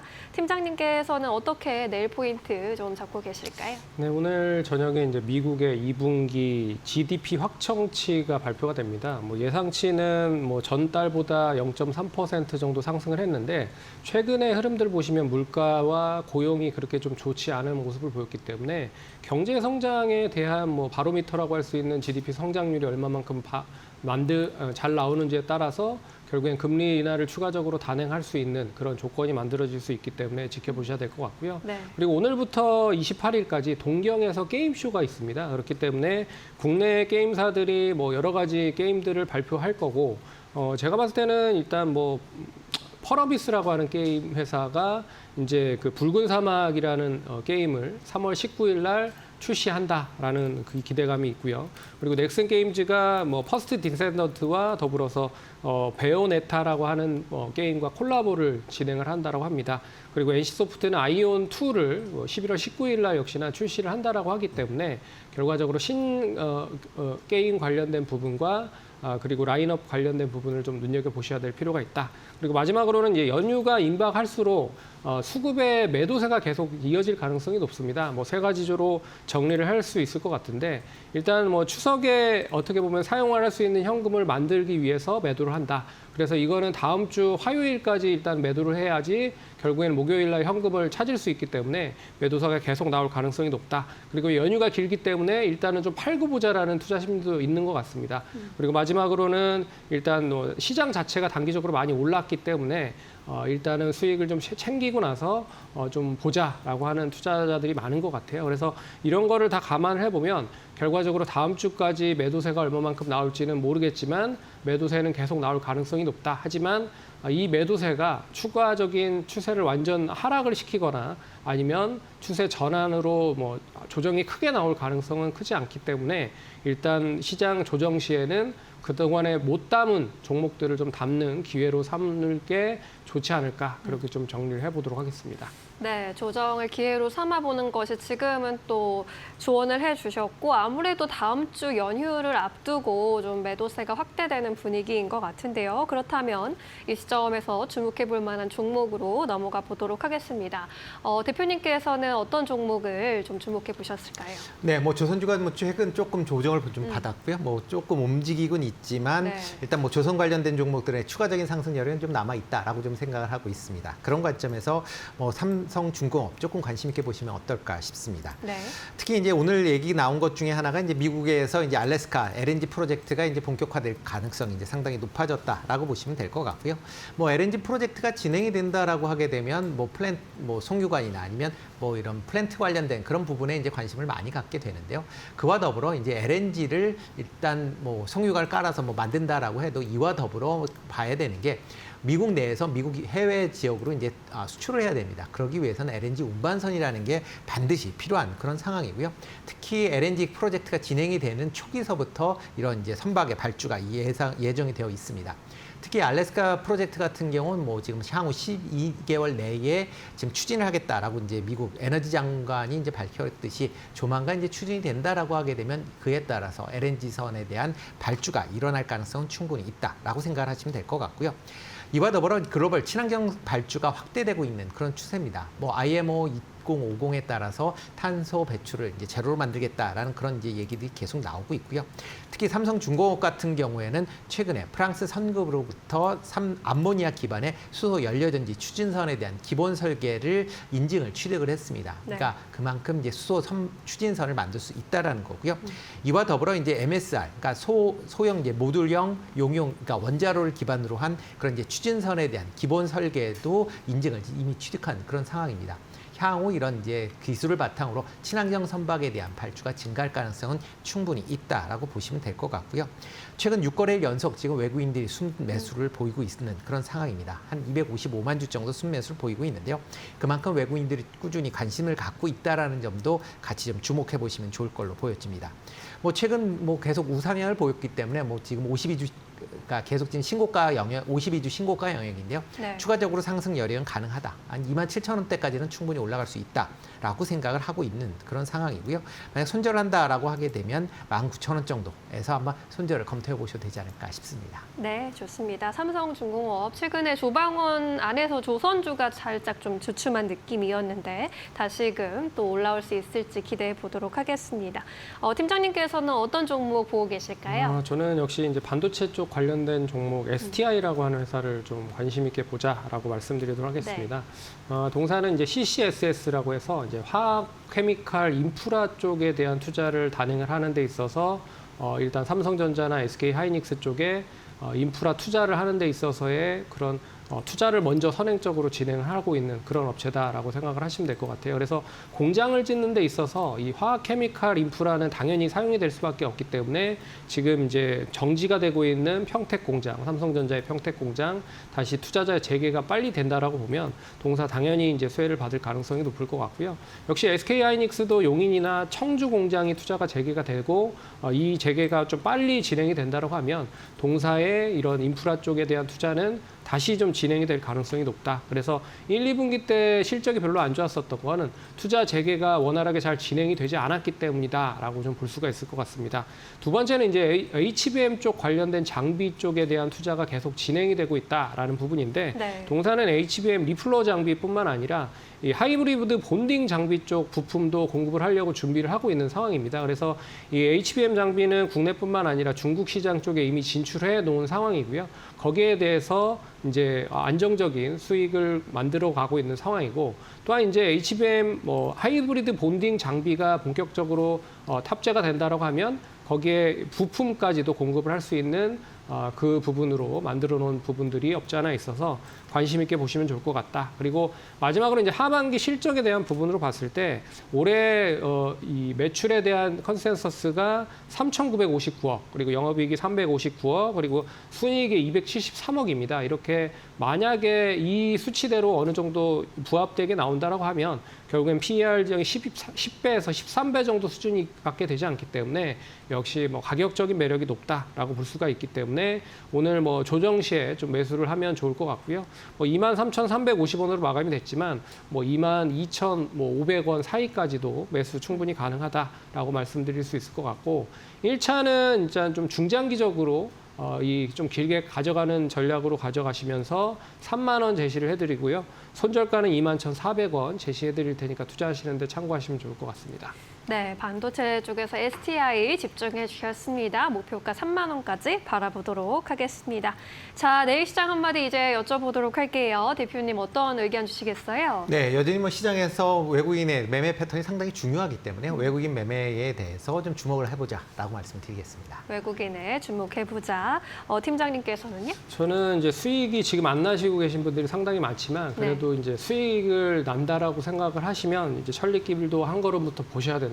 그렇기 때문에 너무 걱정하지 마시고 이제부터 시작이다라는 마음으로 매매를 하시면 좋지 않을까 그렇게 좀 말씀드리겠습니다. 네, 좀 여유를 갖는 태도도 필요하다라고 조언을 해주셨습니다. 두 분 의견 잘 참고하시고요. 내일도 후회 없는 선택하시길 바랍니다. 여기서 보내드릴게요. 고맙습니다.